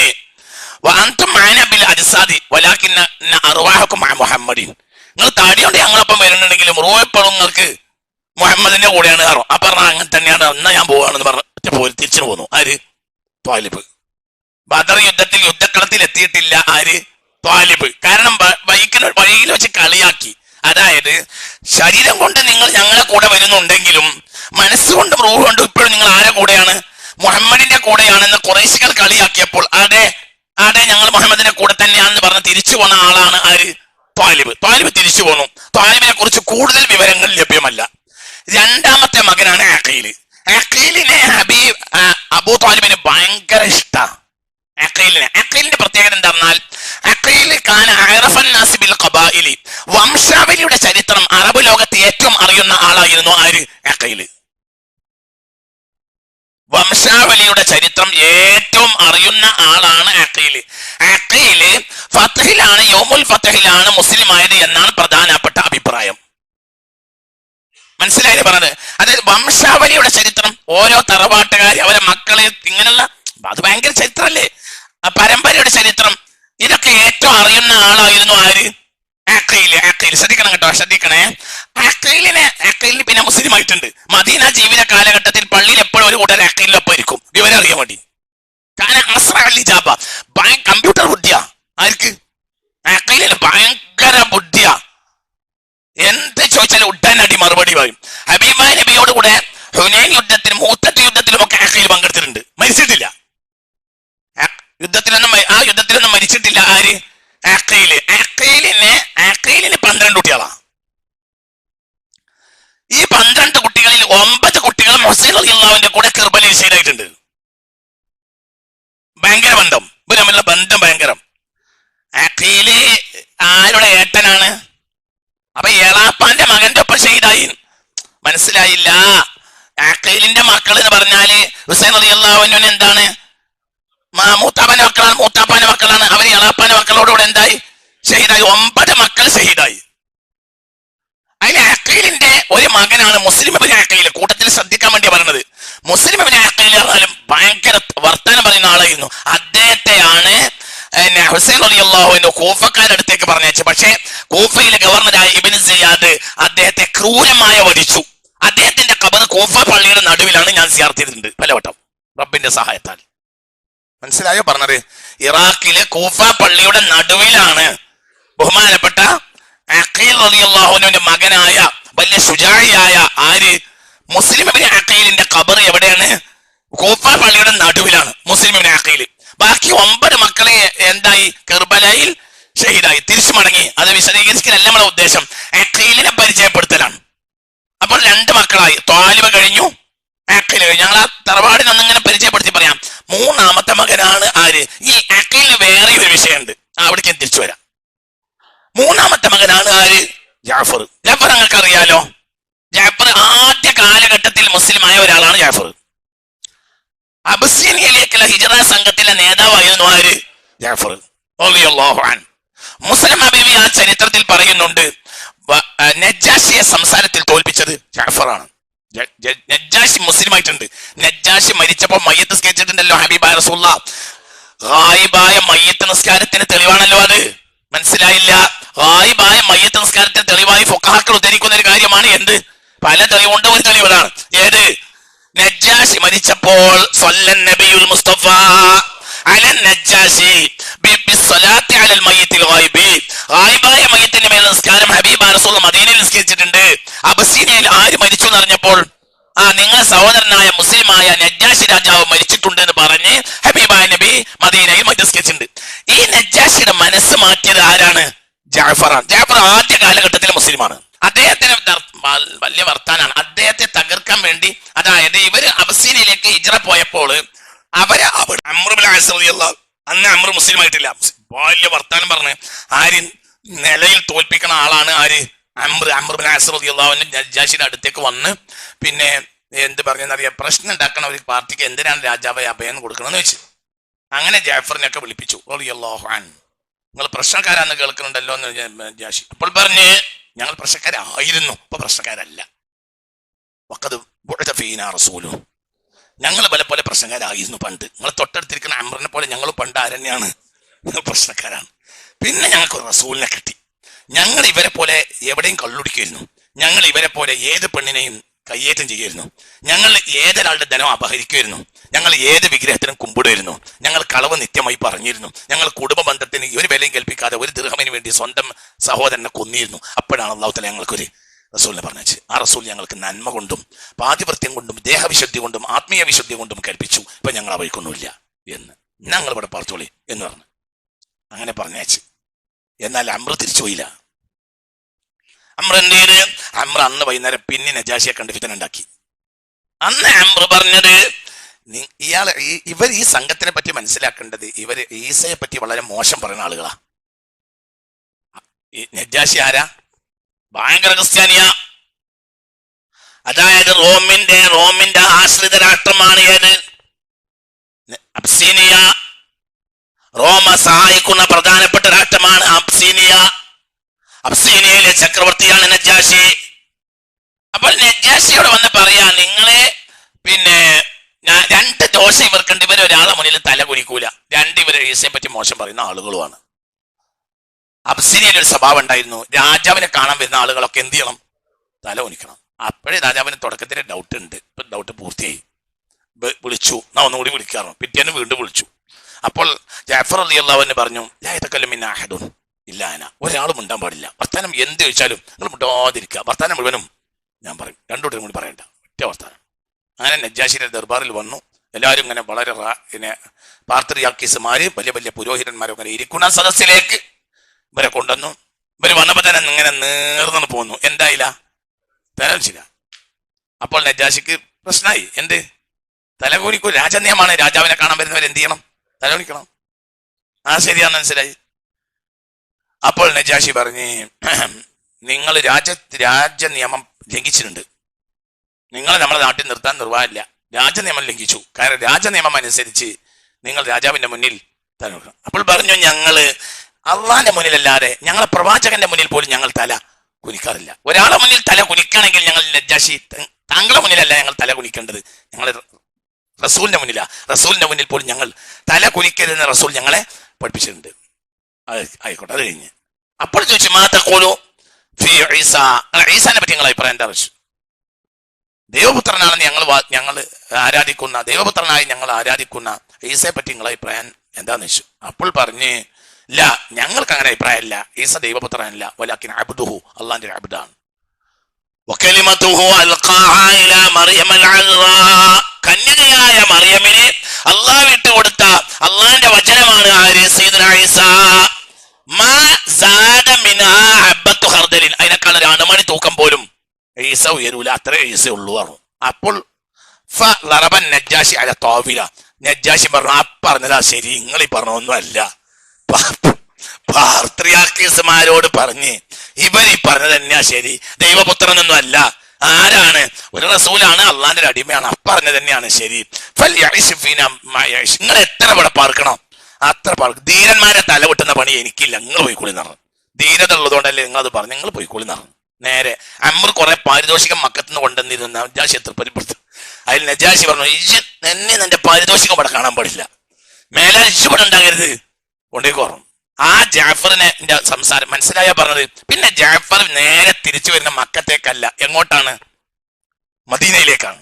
ഖൈബർ യുദ്ധത്തിൽ യുദ്ധം കഴിഞ്ഞ് മുത്ത് മുഹമ്മദ് മുസ്തഫ സല്ലല്ലാഹു അലൈഹി വസല്ലമ തങ്ങൾ വന്നപ്പോൾ റസൂൽ എന്ന് പറയുന്നത് ബിമാ ഫറഹു, എന്തിനാണ് ഞാൻ ഇങ്ങനെ സന്തോഷിക്കുന്നത് എന്ന് എനിക്കറിയില്ല.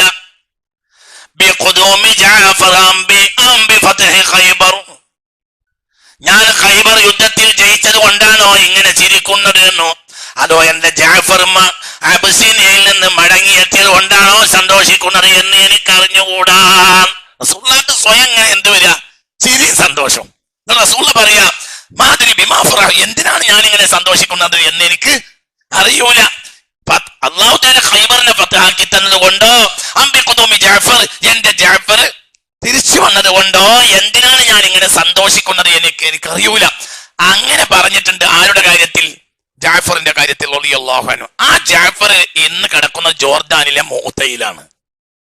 മുഅ്ത യുദ്ധത്തിന് പോകുമ്പോൾ 3 ആള് ഷഹീദാകുമെന്ന് മുത്ത് മുഹമ്മദ് മുസ്തഫ മനസ്സിലായി. അബ്ദുല്ലാഹി ബിൻ റവാഹ, സയ്യിദ് ബിൻ ഹാരിസ്, പിന്നെ ജാഫർ ബിൻ അബി ത്വാലിബ്, 3 ആളും ഷഹീദാകുമെന്ന് പുണ്യ റസൂൽ സൂചിപ്പിച്ച് പറഞ്ഞിട്ടുണ്ട്.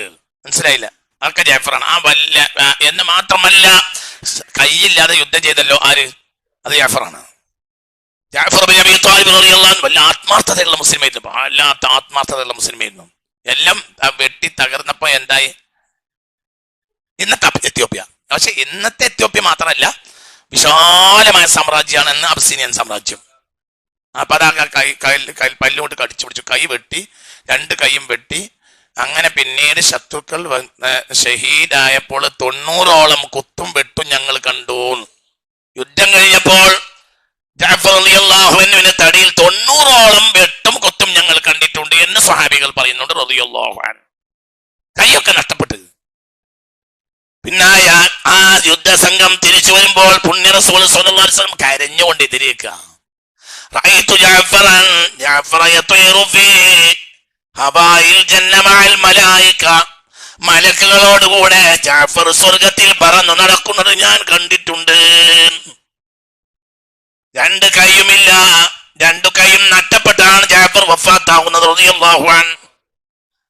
അപ്പോൾ ഹബീബായ മുഹമ്മദ് മുസ്തഫ സല്ലല്ലാഹു അലൈഹി വസല്ലം ജാഫർ ബിൻ അബി ത്വാലിബ് റളിയല്ലാഹു അൻഹുവിന്റെ ഭാര്യയോട് പറഞ്ഞു, പെണ്ണേ നീ എന്തിനാ പേടിക്കുന്നത്? റഅയ്തുഹു, ഞാൻ എന്റെ ജാഫറിനെ കണ്ടു, ലഹു ജനാഹാൻ, 2 കൈകൾ നിൽക്കുന്ന സ്ഥലത്ത് ഞാൻ ജാഫറിനെ കണ്ടപ്പോൾ, ലഹു ജനാഹാനി, ജാഫറിന് 2 ചിറകുകളാണ് ഉണ്ടായിരുന്നത്. റഅയ്തുഹു വഹുവ യതീറു ഫീ ഹവായിൽ ജന്ന മഅൽ മലായിക, മലക്കുകളോടുകൂടെ ജാഫർ ഇങ്ങനെ സ്വർഗത്തിന്റെ ഹവയിൽ പാറി കളിക്കുന്നത് ഞാൻ കണ്ടിട്ടുണ്ട് പുണ്യ മുഹമ്മദ് മുസ്തഫ എന്ന്. അതാണ് ജാഫർ ബിൻ അബി ത്വാലിബ് റളിയല്ലാഹു അൻഹു. 4ാമത്തെ മകനാണ് ആര്?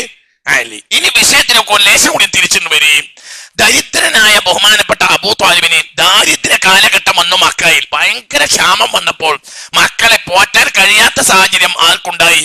അബൂ ത്വാലിബിന്. അപ്പോൾ ബഹുമാനപ്പെട്ട പുണ്യ റസൂൽ മുസ്തഫ അന്ന് ഖുറൈശികളുടെ കൂട്ടത്തിൽ, അന്ന് ബനു ഹാഷിമിന്റെ കൂട്ടത്തില് എന്തെങ്കിലുമൊക്കെ ഒന്ന് ചെയ്യാൻ കഴിയുന്ന ആളുകൾ 2 ആളാണ്. ഒന്ന് അബ്ബാസ്, ഒന്ന് മുഹമ്മദ്. റസൂൽ നബുവത്ത് കിട്ടിയിട്ടില്ല, മനസ്സിലായില്ലേ? 2 ആൾക്ക് അന്ന് എന്തെങ്കിലുമൊക്കെ ചെയ്യാൻ കഴിയുന്ന ആളുകളാണ്. ഒന്ന് അബ്ബാസ്, ഒന്നാര്? മുത്ത് മുഹമ്മദ് മുസ്തഫ നബുവത്ത് കിട്ടിയിട്ടില്ല, മനസ്സിലായില്ലേ? ആ സമയത്ത് ഇവർ റസൂൽ വന്നിട്ട് അബ്ബാസ് തങ്ങളോട് പറഞ്ഞു, എളാപ്പ, നമ്മുടെ എളാപ്പ അബൂ ത്വാലിബ് മക്കളെ കൊണ്ട് വളരെ പ്രയാസപ്പെടുന്നുണ്ട്, ദാരിദ്ര്യം കാരണം. അതുകൊണ്ട് നമുക്ക് ഓരോ കുട്ടികളെ ഏറ്റെടുക്കാം. ഒരു കുട്ടികളെ നിങ്ങൾ ഏറ്റെടുക്കുക, ഒരു കുട്ടിയെ നിങ്ങൾ ഏറ്റെടുക്കുക, ഒരു കുട്ടിയെ ഞാനും ഏറ്റെടുത്താൽ അതിന് ചെറിയ ലഘൂകരണവും ആർക്ക്? അബൂ ത്വാലിബിന്. അങ്ങനെ നമുക്ക് ചെയ്താലോന്നും ആയിക്കോട്ടെ. ഹത്താ മശയ ഇലാ അബീ ത്വാലിബ്. അങ്ങനെ ആരടുത്തേക്ക് ചെന്നു? അബൂ ത്വാലിബിന്റെ അടുത്തേക്ക് ചെന്നു. അബൂ ത്വാലിബിനോട് പറഞ്ഞ് ഇതാണ് ഓരോ കുട്ടികളെ ഞങ്ങൾ രണ്ടാളും ഏറ്റെടുക്കാൻ തീരുമാനിച്ചിട്ടുണ്ട്. അപ്പോൾ പറഞ്ഞു ഖല്ലി അഖീലന ഇൻദി ഫസ്നഅ മാ ശിതുമ. അഖീലിനെ എനിക്ക് തന്നെ തരണം, പിന്നെ ഞങ്ങൾ എന്ത് ചെയ്താലും വേണ്ടില്ലാറും. ഞങ്ങളോട് പറഞ്ഞിട്ടുണ്ട് അഖീലിനെ ഭയങ്കര ഇഷ്ടമായിരുന്നു, ഞാൻ തിരിച്ചു വരാറുന്നു. അഖീലിനെ വലിയ ഇഷ്ടമായിരുന്നു ആർക്ക്? അബൂ ത്വാലിബിന്. അഖീലിനെ അവിടെ നിർത്തി, രണ്ടാളെ ഏറ്റെടുത്തു. ആ ജാഫറിനെ ഏറ്റെടുത്തു ആര്? അബ്ബാസ്. സ്വാഭാവികമായും ഈ കുട്ടി ആരേറ്റെടുത്തു? പുണ്യ റസൂല്. ഇനിയാണ് ഇതിന്റെ രണ്ടാമത്തെ കളി. അപ്പൊ റസൂലുള്ളാഹി സ്വല്ലല്ലാഹു അലൈഹി വസല്ലമയുടെ വളർത്തി വലുതാക്കിയ അനുജനാണ് ആര്? അലി റളിയല്ലാഹു അൻഹു. റസൂലുള്ളാഹിന്റെ മടിത്തട്ടില. ഈ കൂട്ടത്തിലെ ചെറിയ ആളുമാണ് ആര്? അലി റളിയല്ലാഹു അൻഹു. അതുകൊണ്ട് തന്നെ ഇനി ബാക്കി കാര്യങ്ങൾക്ക് ഇതിൽ നിന്ന് ഊഹിക്കാം. ഊണിലും ഉറക്കിലും, ഊണ് സാന്നിധ്യത്തിലും അസാന്നിധ്യത്തിലും, യാത്രയിലും ഹലറിലും സഫറിലും റസൂലുള്ളാഹിന്റെ കൂടെയാണ് ആര്? അലി റളിയല്ലാഹു അൻഹു. ഏതുപോലെ അബൂ ത്വാലിബ് നബിയെ സ്നേഹിച്ചതുപോലെ അതിനൊരു കണക്കുണ്ട്. അബൂ ത്വാലിബിന് ഭയങ്കര ഇഷ്ടമായിരുന്നു ആരെ? റസൂലുള്ളാഹി. ഏതെങ്കിലും ഒരു യാത്ര പോവാണെങ്കിൽ അബൂ ത്വാലിബ് ആരെ കൂട്ടായിരുന്നു? മുഹമ്മദിനെ സ്വല്ലല്ലാഹു അലൈഹി വസല്ലം. അതുകൊണ്ടാണ് പണ്ട് ഷാമിലേക്കുള്ള യാത്ര പോയപ്പോൾ നിങ്ങൾക്കറിയാലോ, ബുസ്ര ഷാമിലെത്തിയപ്പോൾ ശ്രദ്ധിക്കണേ, ആ ഏരിയ ഇപ്പൊ ജോർദാനിലാണ്. ആ ഏരിയ ഞാൻ കണ്ടിട്ടുണ്ട്. മനസ്സിലായില്ല? ഏത്? ആ മേഘം തണലിട്ടു. ഒരു പാതിരി എന്തിട്ട് പറഞ്ഞു? അവർക്ക് വിരുന്ന് കൊടുത്തു. അയാളുടെ ഒരു വലിയ മഠം ഉണ്ടായിരുന്നു. ആ മഠത്തിൽ നിന്ന് അയാൾ ഈ യാത്രക്കാരെ കണ്ടപ്പോ ആ യാത്രക്കാർക്ക് വിരുന്ന് കൊടുക്കാണ്. അങ്ങനെ വിരുന്ന് കൊടുക്കുന്ന നേരത്ത് വിരുന്നുകാരെയൊക്കെ ഭക്ഷണത്തിന് വിളിച്ചു. എല്ലാരും വന്ന് പിന്നെ അപ്പൊ പുരോഹിതൻ ചോദിച്ചു എല്ലാരും വന്നോന്ന് ചോദിച്ചു. അപ്പൊ വന്നു പറഞ്ഞു. അപ്പൊ പുരോഹിതൻ പറഞ്ഞു വന്നിട്ടില്ല പറഞ്ഞു. ഒരാളും കൂടി ബാക്കി ഉണ്ടാവും പറഞ്ഞു. അപ്പോൾ അതൊരു കുട്ടിയാണ്, കുട്ടി വരുന്നില്ല എന്ന് പറഞ്ഞു. അപ്പൊ ഈ പറഞ്ഞ ഈ കുട്ടിക്ക് വേണ്ടിയാണ് വിരുന്നുണ്ടാക്കിയെന്നെ. പിന്നെ കുട്ടി വരാതിരിക്കണ എങ്ങനെ? കുട്ടിനെ പോയി കൊണ്ടുവരുന്ന പറഞ്ഞു. അങ്ങനെ കുട്ടിയെ കൊണ്ടുവന്നു. അപ്പോൾ പുരോഹിതൻ ചോദിച്ച് മൻ അബൂ, ഈ കൂട്ടത്തിൽ ഈ കുട്ടിയുടെ വാപ്പയാരാന്ന് ചോദിച്ചു. അപ്പൊ പറഞ്ഞു ഞാനാണ്. ആര്? അബൂ ത്വാലിബ്. അപ്പോൾ ഫക്കാരല്ല, നിങ്ങളല്ല. ഈ കുട്ടിയുടെ ലക്ഷണം അനുസരിച്ച് ഈ കുട്ടിയുടെ വാപ്പ ജീവിച്ചിരിക്കാൻ പാടില്ലാറും. അപ്പൊ അബൂ ത്വാലിബ് പറഞ്ഞു ഈ കുട്ടിയുടെ വാപ്പ ഞാനല്ല, ഇതിന്റെ ഏട്ടന്റെ മോനാണ്. ഞാൻ കഫാലത്ത് ഏറ്റെടുത്തത് കൊണ്ടാണ് എന്ത് പറഞ്ഞത്? വാപ്പയാണെന്ന് പറഞ്ഞാറ്. അപ്പോൾ പറഞ്ഞു ഞാൻ ഷാമിലേക്ക് പോകരുത്, അവിടെ ജൂതന്മാരുണ്ട്, ഈ കുട്ടിയെ കണ്ട കൊന്നുകളി. ഈ കുട്ടി ലക്ഷണമൊത്ത കുട്ടിയാണ്. ഈ കുട്ടി ആഖിർ നബിയാകാൻ സാധ്യതയുണ്ട്. തിരിച്ചു മടങ്ങിക്കൊള്ളിയാണ്. അബൂ ത്വാലിബ് തിരിച്ചു വരികയാണ് യാത്രാ സംഘത്തിൽ നിന്ന്. നിങ്ങൾക്ക് പറഞ്ഞത് മനസ്സിലായോ? ഇതൊക്കെ എപ്പോഴും എന്താ കാരണം എന്നറിയാം? അബൂ ത്വാലിബിന് ഇത്രയൊക്കെ മക്കൾ ഉണ്ടായിട്ടും ആരെയാ കൂടെ കൊണ്ടിറക്കണത്? മുത്തു മുഹമ്മദ് മുസ്തഫ. വീട്ടിൽ അറബികളെ പൊതു സ്വഭാവമാണല്ലോ സൽക്കാരം. അപ്പൊ സൽക്കാരം ഉണ്ടാക്കും ഇടക്കിടക്ക്. ഇങ്ങനെ തറവാട്ടുകാരല്ലേ, എത്ര തറവാട്ടുകാർ എത്ര അല്ലെങ്കിലും എന്ത് ചെയ്യും? അതങ്ങനെയാണ് കണക്ക്. തറവാട്ടുകാർക്ക് ചില മേൽമത്തവും ഗുണങ്ങളും ഉണ്ടായിരിക്കും. അവർ ഈ സൽക്കാരം അതൊക്കെ എപ്പോഴും സംഘടിപ്പിക്കും. പുതിയ പൈസക്കാര് ഒരു മുണുങ്ങുന്നല്ലാതെ അല്ല തറവാടിന് അങ്ങനെ സ്വഭാവം ഉണ്ട്. തറവാട് എന്ന് പറഞ്ഞാൽ അങ്ങനെയാണ്. തറവാട് തന്നെയാണ്. തറവാട് തന്നെയാണ്. തറവാടിന്റെ വില ഒന്നിനും ഇല്ല. അത് വലിയ സംഭവം തന്നെയാ. അപ്പൊ എന്താ ഇത് പറഞ്ഞെങ്കിൽ, ഭക്ഷണം ഉണ്ടാക്കി കഴിഞ്ഞാല് വിരുന്നുകാർക്ക് കൊടുത്തു കഴിഞ്ഞാല് അബൂ ത്വാലിബും ഭാര്യ ഫാത്തിമയും കൂടി ലേശം ഭക്ഷണം എടുത്ത് സൂക്ഷിച്ചു വെക്കും. എന്തിനറിയോ? മുഹമ്മദ് എന്ന കുട്ടിക്ക് വിശന്നാ ഒന്നും കൂടി കൊടുക്കാൻ. മനസ്സിന്റെ ഉള്ളില് ഇഷ്ടം എത്ര ഉണ്ടാവും ആ കുട്ടിയോട്. നിങ്ങൾക്ക് പറഞ്ഞത് മനസ്സിലായോ?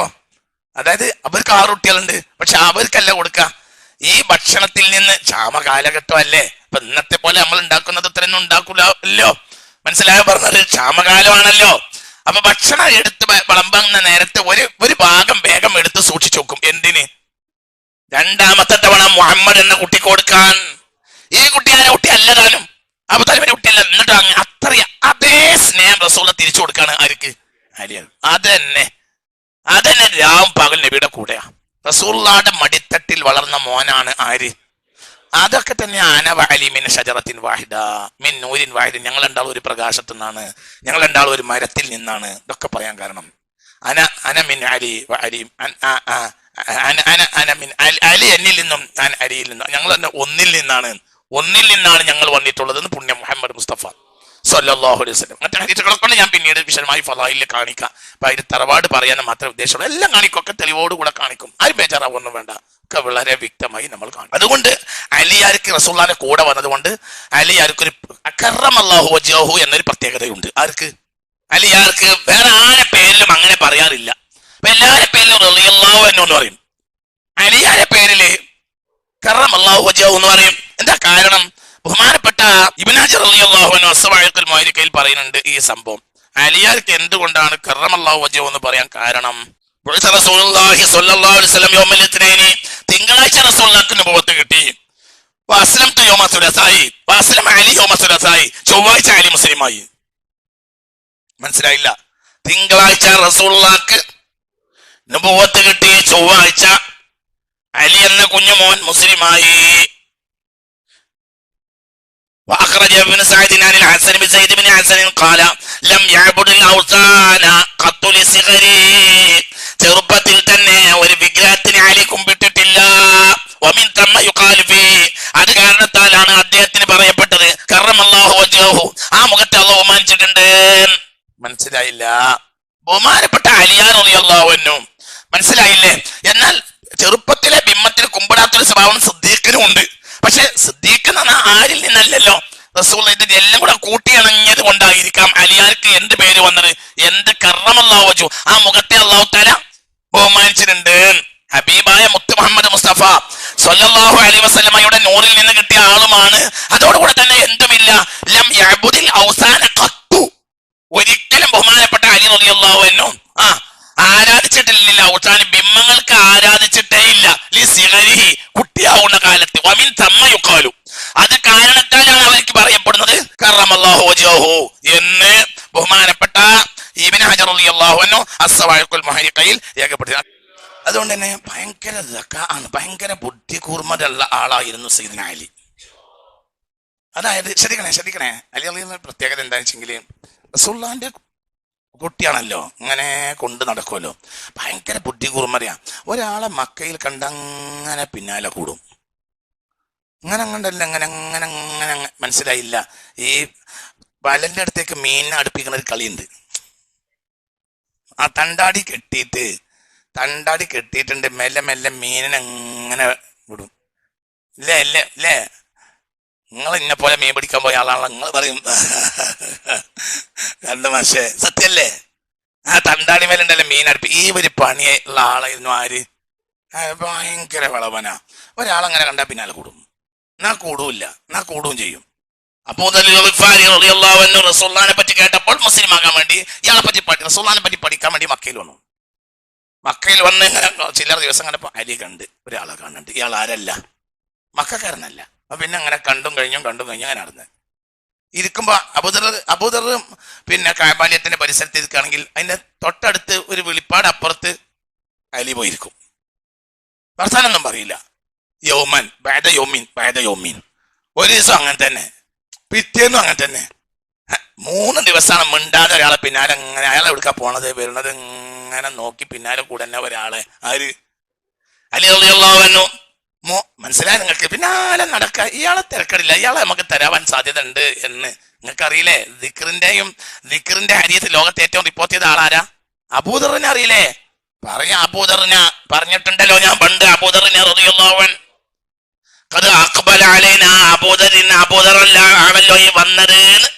ജിബ്രീൽ അലൈഹിസ്സലാം മുത്തുനബിയോട് പറഞ്ഞ സംഭവം ഞങ്ങളോട് പറഞ്ഞിട്ടുണ്ട്. പണ്ട് 10 കൊല്ലം മുമ്പ്, 15 കൊല്ലം മുമ്പ്, ഇപ്പോഴൊന്നല്ല 15 കൊല്ലം മുമ്പ് പറഞ്ഞിട്ടുണ്ട്. സൂറത്തുൽ ഇഖ്ലാസിന്റെ വ്യാഖ്യാനത്തിൽ പണ്ട് 15 കൊല്ലം മുമ്പ് പറഞ്ഞിട്ടുണ്ട്. അപ്പോൾ ഹബീബ് ചോദിച്ചു, ബിമാദാ നാല ഹാദിഹിൽ ഫളീല, ഈ ശ്രേഷ്ഠത എന്തുകൊണ്ടാണ് അബൂദറിന് കിട്ടിയത്? അപ്പോൾ പറഞ്ഞു, ലിസിഗരിഹി ഫീ നഫ്സിഹി വകസറത്തി ഖിറാഅത്തിഹി ഖുൽ ഹുവല്ലാഹു അഹദ്, അദ്ദേഹത്തിന്റെ വിനയവും എപ്പോഴും ഖുൽ ഹുവല്ലാഹു അഹദ് ഓതുന്നതുമാണ് കാരണം. ആകാശത്തെ മലക്കുകളെല്ലാം ആരറിയും? അബൂദറിനെ അറിയും എന്ന് പറയുന്നുണ്ട്. പിന്നീട് ഈ അബൂദറിനെ ഇസ്ലാമിലേക്ക് കൂട്ടിയതാരാ? കുഞ്ഞു ബാലനായ ആര്? സയ്യിദുനാ അലി. ഇങ്ങനെ 3 ദിവസം ഇങ്ങനെ കണ്ടും കഴിയും. അബൂദറും മിണ്ടിയില്ല, അലി മിണ്ടിയില്ല. മിണ്ടായ്മ, മൗനം അവർക്കിടയിൽ നീണ്ടു നടന്നു.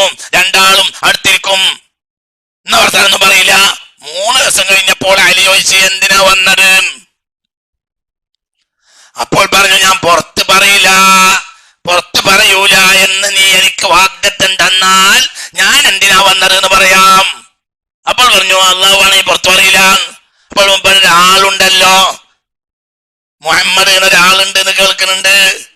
യഖൂലു ബിഖബരി സമാ, ആകാശത്തെ വർത്താനം ഭൂമി പറയുന്ന ഒരാളുണ്ട് എന്ന് കേൾക്കുന്നുണ്ട്. എന്റെ അനുജനെ ഞാൻ ഗഫാർ ഗോത്രത്തിൽ നിന്ന് ഇങ്ങോട്ട് പറഞ്ഞയച്ചിരുന്നു. അദ്ദേഹം വന്ന് പറഞ്ഞപ്പോഴും അത്ഭുതം തന്നെ പറഞ്ഞത്. അതുകൊണ്ട് നേരിൽ കാണാൻ വേണ്ടി ഞാൻ വന്നതാണ്. അപ്പോൾ പറഞ്ഞ് ഞാൻ ആ ആളുടെ സ്വന്തം ആളാണ്, അയാളെ മടിത്തട്ടിലാണ് ഞാൻ വളരുന്നത്, അതുകൊണ്ട് ഞാൻ ആരോടും പറയില്ല വരി. അങ്ങനെ കൂട്ടിക്കൊണ്ടുവരാണ് ആരടുത്തേക്ക്? മുത്ത് മുഹമ്മദ് മുസ്തഫ സല്ലല്ലാഹു അലൈഹി വസല്ലം. അബൂദർ ഗഫാർ റളിയല്ലാഹു അൻഹു മുസ്ലിമാവാനുള്ള കാരണന്മാര് അലി റളിയല്ലാഹു അൻഹു. എല്ലാ രഹസ്യങ്ങളും അലിയും റസൂലുള്ളയുമാണ്. ഒറ്റയ്ക്ക് രാത്രി ഇറങ്ങും. ഒറ്റയ്ക്ക് രാത്രി ഇറങ്ങിയ ചില സംഭവങ്ങൾ കാണാം.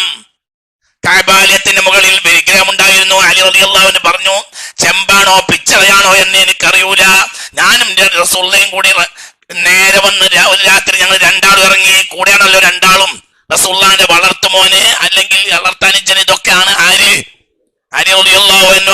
അലി റസൂലുള്ളാഹിയുടെ മടിത്തട്ടിൽ വളർന്ന കുഞ്ഞുമോനാണ് ആര്? അലി. ഒപ്പം ഇങ്ങനെ ഞങ്ങൾ രണ്ടാളും ഇങ്ങനെ ഇറങ്ങി. അങ്ങനെ രാത്രി കഅബാലയത്തിന്റെ അടുത്ത് ചെന്നപ്പോൾ ആരുമില്ല. നോക്കുമ്പോൾ മുകളിലുള്ള വിഗ്രഹം ഇങ്ങനെ നിൽക്കുന്നുണ്ട്. പല്ലിളിച്ചൊരു വിഗ്രഹം നിൽക്കുന്നുണ്ട്. ഈ വിഗ്രഹത്തിനെ ഒഴിവാക്കണം. റസൂലുള്ളാഹി സ്വല്ലല്ലാഹു അലൈഹി വസല്ലം എന്നെ ഇരുത്തി കഅബയുടെ ചുമരിലേക്ക് ചാരിയിരിക്കുമെന്ന് പറഞ്ഞ്, എന്നിട്ട് റസൂലുള്ളാഹി അവിടുത്തെ കാല് കൊണ്ട് എന്നിൽ ചവിട്ടി കയറി മേലേക്ക് കയറാൻ നോക്കുമ്പോൾ ഞാൻ തളർന്നുപോയി. കാരണം റസൂലുള്ളാഹി 100 കരുകരുത്ത മല്ലന്മാരെ കരുത്തുള്ള ആളാണ് ആര്? പുണ്യ റസൂല്. അങ്ങനെ ഞാൻ എന്ത് ചെയ്തു? അപ്പൊ എന്നോട് പറഞ്ഞു, ഞാൻ ഇരുന്ന് തരാം മോനെ, ഈ കയറിക്കോന്ന് പറഞ്ഞു. ഹബീബായ റസൂലുള്ളാഹി സല്ലല്ലാഹു അലൈഹി വസല്ലം. നിങ്ങൾ ഇതിനൊക്കെ മനസ്സിലാക്കണുണ്ടോ? പിന്നീട് പല സംഭവം ഉണ്ട്. റസൂൽ അലിയാരെ പറ്റി ഒരു കുറ്റം പറഞ്ഞാൽ റസൂൽ മുഖം കൊടുത്തൊരു സംഭവം ഉണ്ടാവൂല. അലിയാരെ കുറ്റത്തിന് റസൂൽ മുഖം കൊടുത്തൊരു സംഭവമല്ല. എത്രയോ ആളുകൾ അലിയാരെ കുറ്റം പറയാൻ വേണ്ടി വന്നിട്ട് തിരിച്ചു പോയിട്ടുണ്ട്. റസൂലിനോട് പറയാൻ ഇഷ്ടമല്ല. ഒന്ന്. രണ്ട്, പുണ്യ റസൂലുള്ളാഹിക്ക് ദേഷ്യം വന്നാൽ ഹബീബിനോട് മുണ്ടാ പിന്നെ ഒരാൾക്കും കഴിയൂല. ഇല്ല അലി. അലി അല്ലാത്തൊരാൾ ഹബീബിനോട് മിണ്ടാറില്ല. ദേഷ്യം വന്നാ പിന്നെ ഒരാളും അടുത്ത് പോകില്ല. ഇല്ല അലി. ലം യജ്തരി മിന്നാ അഹദുൻ അൻ യതകല്ലമഹു ഇല്ലാ അൻ യുകല്ലിമഹു ഇല്ലാ അലി. അലിയാരല്ലാതെ ഒരാൾ അല്ലാഹുവിന്റെ ഹബീബിന്റെ അടുത്ത് ദേഷ്യം വന്നാൽ പോകാറില്ല. അലിയാരെ പറ്റി ഒരാൾ പറഞ്ഞാൽ റസൂലുള്ളാഹി കേൾക്കാറില്ല. ബുറൈദ പറയുന്നു, ഞാൻ യമനിൽ നിന്ന് വന്നപ്പോൾ ഞാൻ അള്ളാന്റെ ഹബീബിന്റെ അടുത്ത് അലിയാരാ യുദ്ധത്തിലുണ്ട്, എനിക്ക് ചില അനിഷ്ടം തോന്നി. ഖാലിദിനും തോന്നി. ഖാലിദ് എന്നെ ഏൽപ്പിച്ച് ഈ നബിയോട് പറഞ്ഞാളാണ്. അങ്ങനെ യമൻ യുദ്ധം കഴിഞ്ഞ് നേരെ റസൂലുള്ളാഹിന്റെ അടുത്ത് എന്ന്, നബിയെ ഖാലിദ് പറഞ്ഞതാണ്, ഞാൻ വിഷയം പറയാൻ വേണ്ടി വന്നതാണ്. എന്റെ റസൂലുള്ളാഹി കേൾക്കാൻ വേണ്ടി അടുത്ത് വന്നു. അപ്പൊ ഞാൻ പറഞ്ഞു, ഞങ്ങൾക്ക് അലിയാരെ പറ്റി തോന്നിയത്. അപ്പൊ റസൂലുള്ളാഹി മുഖം തിരിച്ച്, ഞാൻ ആ ഭാഗത്തേക്ക് മുഖം തിരിച്ചപ്പോൾ നബി ഈ ഭാഗത്തേക്ക് തിരിച്ച്. അപ്പോൾ പിന്നെ ഞങ്ങൾക്ക് ബേജാറായി. അപ്പൊ ഞാൻ പറഞ്ഞു, ഞാനല്ല, എന്നോട് ഖാലിദ് പറഞ്ഞത് കൊണ്ടാണ്, ഞാനല്ല, ശിക്കായത്ത് പറയാൻ വേണ്ടി വന്ന ഞാൻ മാപ്പ് പറഞ്ഞു. നബിയെ ഞാനല്ല, ഞാൻ ദൂതനാണ്. ആരുടെ? ഖാലിദിന്റെ. ഞാനല്ല. അപ്പോൾ പറഞ്ഞു, നിങ്ങൾക്ക് അലി എന്റെ അടുക്കൽ അലി ആരാണെന്ന് നിങ്ങൾക്കറിയൂല. അതാണ് അലി. ഒരു രാത്രി അല്ലാഹു തആല തൗഫീഖ് തരട്ടെ. അള്ളാഹിന്റെ ഹബീബിന്റെ മുഹിബ്ബീങ്ങളെയും ഹബ്ബീങ്ങളെയും മോടി വെക്കാൻ നമ്മൾ ആയുസ്സുള്ള കാലത്തോളം സമ്മതിക്കൂല. ഇതിവിടെ സുന്നത്തിമായത്തിന്റെ ഇമാമിങ്ങൾ കിതാബിൽ എഴുതിയിട്ടുണ്ട്. അത് മാത്രമേ പറയുള്ളൂ. അത് പറയാൻ ഒരുത്തന്റെ പേടി നമുക്കില്ല. അള്ളാഹു നമുക്ക് തൗഫീഖ് തരട്ടെ. അത് ലോകം അറിയണം. എന്തിനാണ് അള്ളാഹിന്റെ കയ്യിൽ നിന്ന് ഹബീബിന്റെ കയ്യിൽ നിന്ന് കൗസർ കുടിക്കലും ഞാനും എൻ്റെ കുട്ടികളായങ്ങളും അള്ളാഹിന്റെ ഹബീബിന്റെ കയ്യിൽ നിന്നും ബഹുമാനപ്പെട്ട 5 ആളെ കയ്യിൽ നിന്നും കൗസർ കുടിക്കലല്ലാത്ത ഒരു ലക്ഷ്യവും ഈ പറയുമ്പോൾ എനിക്കില്ല. എത്രത്തോളം എനിക്ക് ഈ പ്രസംഗത്തോടുകൂടി ഞാൻ മരിച്ചുപോയാൽ മതി എന്ന് വരെ എനിക്ക് ആഗ്രഹമാണ്.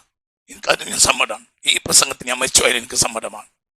അവരെ ശഫാഅത്തല്ലാത്ത ഒരു ലക്ഷ്യം എനിക്ക്.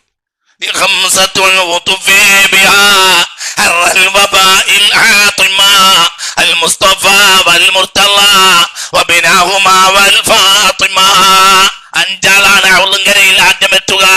5 ആൾക്കാണ് ഔലുൽ കൗസറിന്റെ മുക്കിക്കൊടുക്കാനുള്ള അധികാരമെന്ന് പുണ്യ റസൂൽ മുസ്തഫ. അല്ലാഹു തആല തൗഫീഖ് തരട്ടെ. ഒരു രാത്രി ഞാൻ വിഷയം തീർന്നില്ല. ഒരു രാത്രി ഞങ്ങൾ വന്ന് റസൂലുള്ളാഹി എന്ത് ചെയ്ത്? റസൂലുള്ളാഹി ഇരുന്ന് കഅബയിൽ പറഞ്ഞു തീർന്നില്ല. മേലെ വിഗ്രഹം ഉണ്ടെന്ന് പറഞ്ഞല്ലോ. ആ എപ്പോൾ ഞാൻ എന്നോട് പറഞ്ഞു മോനെ കേറ്. ഞാൻ കേറി. ഞാൻ ഞാൻ റസൂലുള്ളാഹിയുടെ ചുമരിൽ കയറിയപ്പോൾ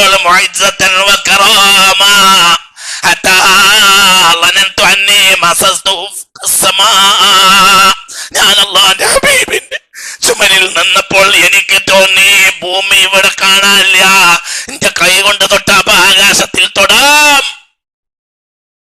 മനസ്സിലായോ? മുഅ്ജിസതൻ വ കറാമ. മുത്തുനബിയുടെ മുഅ്ജിസത്ത് സല്ലല്ലാഹു അലൈഹി വസല്ലമയുടെ ചുമലിൽ ഞാൻ കയറിയപ്പോൾ ഞാൻ എവിടെ എത്തി? പറയാ, എവിടെ എത്തി?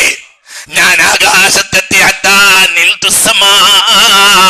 ഞാൻ ആകാശത്ത് തൊട്ട് കളിക്കാൻ എനിക്ക് കഴിയുമെന്ന് എനിക്ക് തോന്നിപ്പോയി. എത്രയോ അടിയിലാണ് ഭൂമി, ഞാൻ എവിടെയോ എത്തിയിട്ടുണ്ട് എന്ന് എനിക്ക് തോന്നിപ്പോയി. അങ്ങനെ ഞാൻ കഅബാലയത്തിന്റെ മുകളിലുള്ള എന്ത് ചെയ്ത്? കഅബാലയത്തിന്റെ മുകളിലേക്ക് നോക്കി അതിന്റെ മുകളിലുള്ള വിഗ്രഹത്തിലേക്ക് ഞാൻ ചേർന്നു. എന്നിട്ട് ഞാൻ അതിനെ യമീനം വശിമാലൻ ഒരാൾ പരിസരത്തില്ല, അതിനെ വലിച്ച് പുറത്ത് വലിച്ചിടാൻ നമ്മളെ ബാപ്പാന്റെ കെട്ടിടമാണ്, തൗഹീദിന് വേണ്ടി ഉണ്ടാക്കിയ കെട്ടിടമാണ്.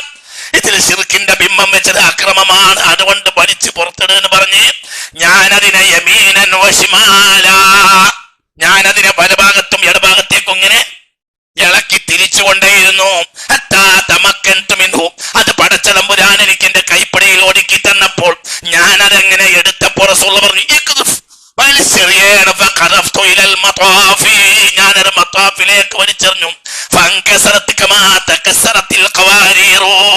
മുകളിൽ നിന്ന് ഇട്ടാൽ പളുങ്ക് എങ്ങനെയാണോ പൊട്ടുക അപ്രകാരമാണ് ആ പിച്ചള വിഗ്രഹം ഞങ്ങളുടെ മുന്നിൽ പൊട്ടിപ്പൊളിഞ്ഞത്.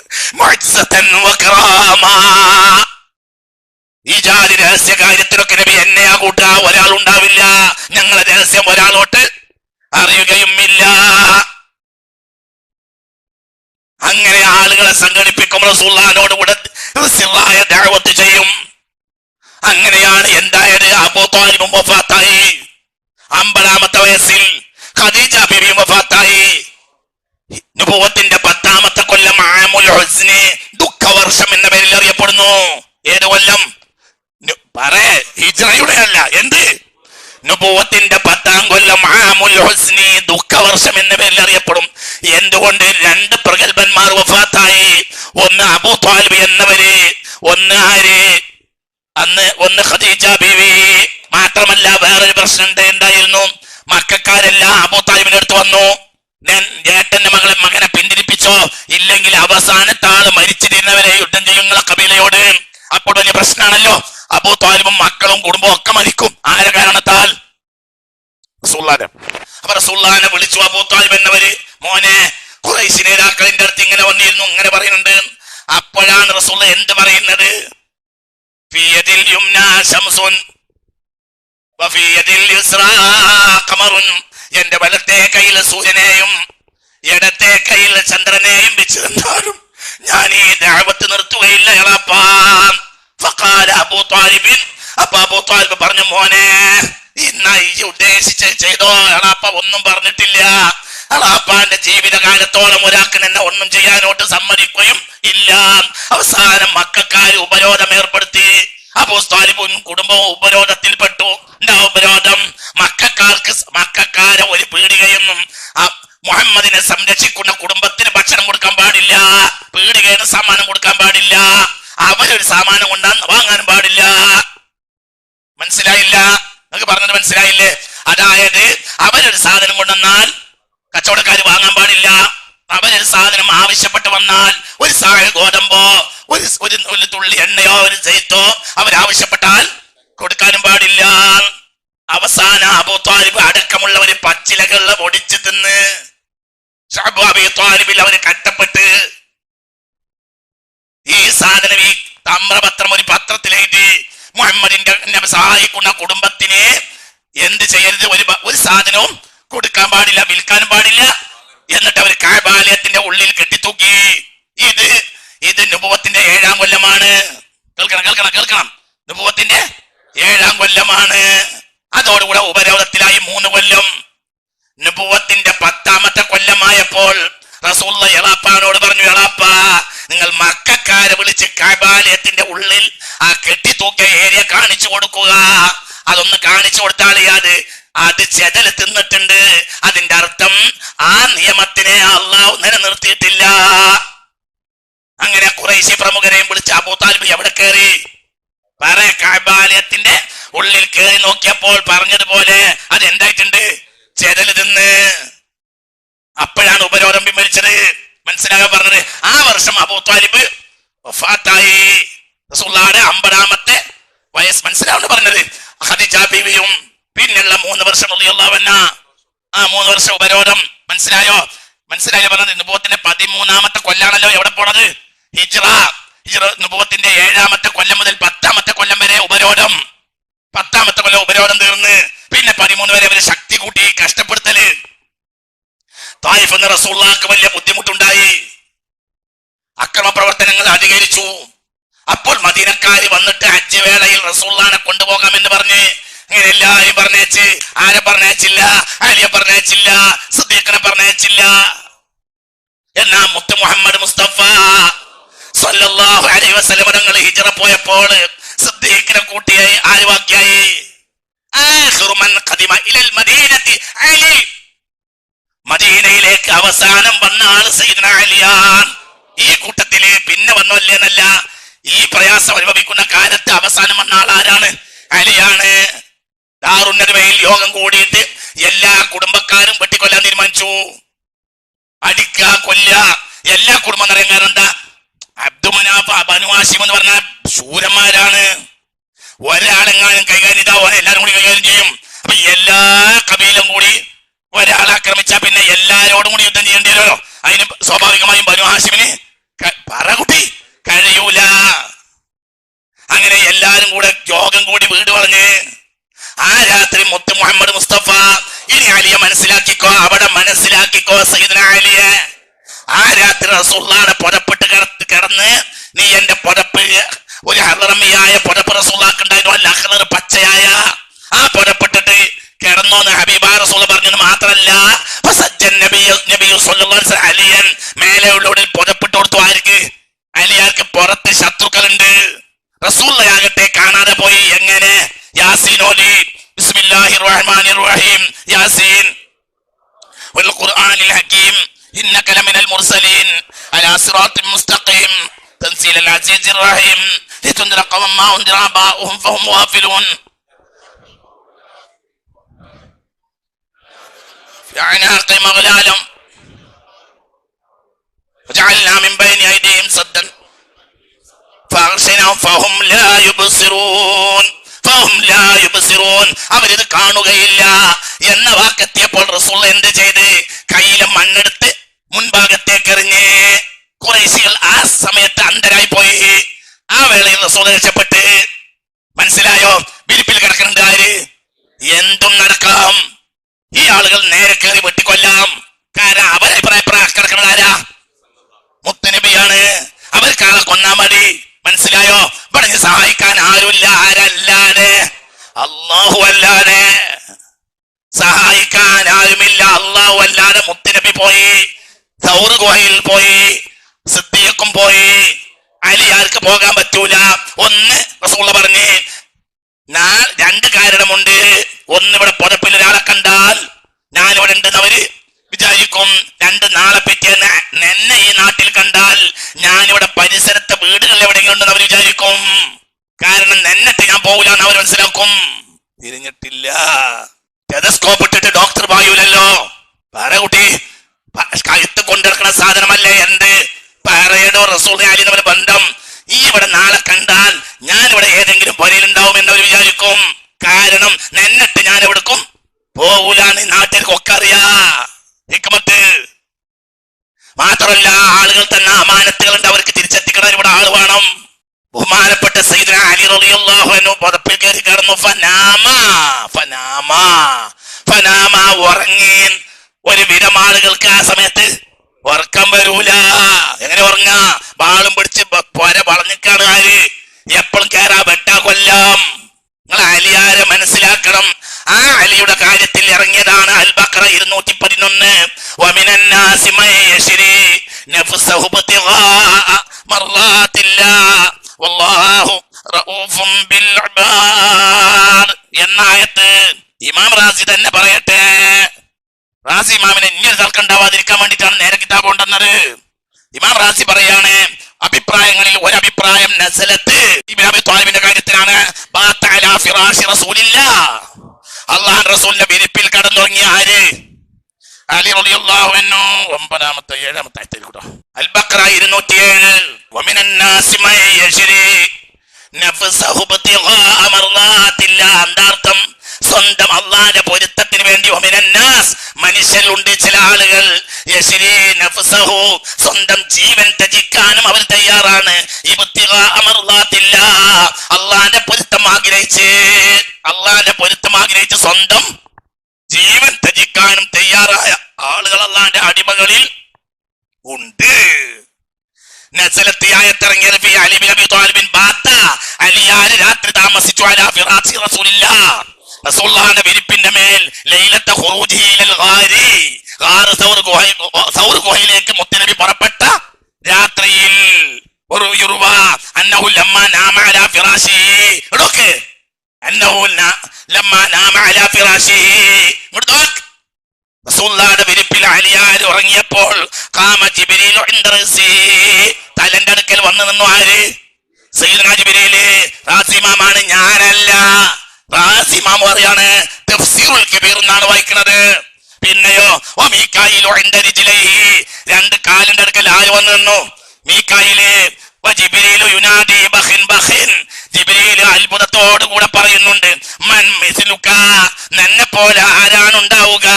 ഇബ്നു അബീ ത്വാലിബ്, അബൂ ത്വാലിബിന്റെ പൊന്നുമോനെ.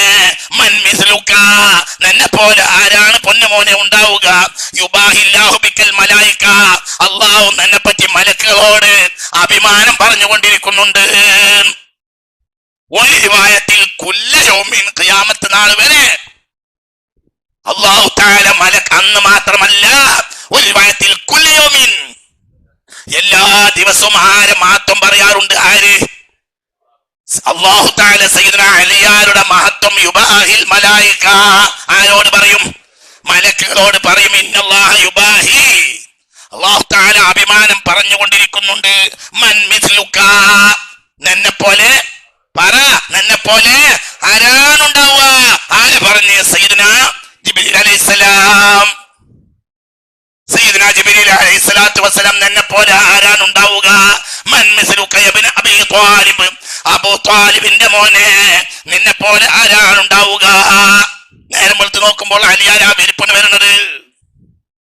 അവസാനം അവര് പിരിഞ്ഞു പോയി. ഒരു വേഗം ഓടി അടുത്ത വീട്ടിൽ എവിടെ ഉണ്ടാവും, ആളെ കിട്ടിയില്ല. 3 ദിവസം അലിയാർ റളിയല്ലാഹു അൻഹു എന്ത് ചെയ്ത്? റസൂലുള്ളാഹിയുടെ അമാനത്തുകൾ കൊടുത്തുകൊണ്ട് ഇങ്ങനെ നടന്നു. 3 ദിവസം കഴിഞ്ഞപ്പോ അലി റളിയല്ലാഹു അൻഹു നേരെ കഴിഞ്ഞു പോകേണ്ടവരൊക്കെ പോയി, കൊടുക്കേണ്ടതെല്ലാം കൊടുത്ത്. അള്ളാഹുവിന്റെ ഹബീബ് പോയ വഴിയിലേക്ക് ഇറങ്ങി ഓടിയാല് റസൂലുള്ളാഹി അലിയാർ എത്തുന്നതിന്റെ ദിവസങ്ങൾക്ക് മുമ്പ് എത്തിയിട്ടുണ്ട്. ആര്? മുത്തനബി മദീനയിൽ പകലന്തിയോളം പട്ടിണി കിടക്കും. പകല് മുഴുവനും ഒളിച്ചു താമസിക്കും, രാത്രി ഒറ്റക്ക് പായും. മദീനയിൽ എത്തിയപ്പോൾ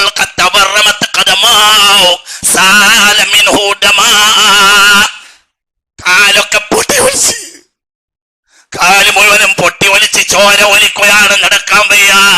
അലിയാര് മദീനയിൽ എത്തിയിട്ടുണ്ട് എന്ന വിവരം അറിഞ്ഞപ്പോ പുണ്യ റസൂൽ സ്വല്ലല്ലാഹു അലൈഹി വസല്ലം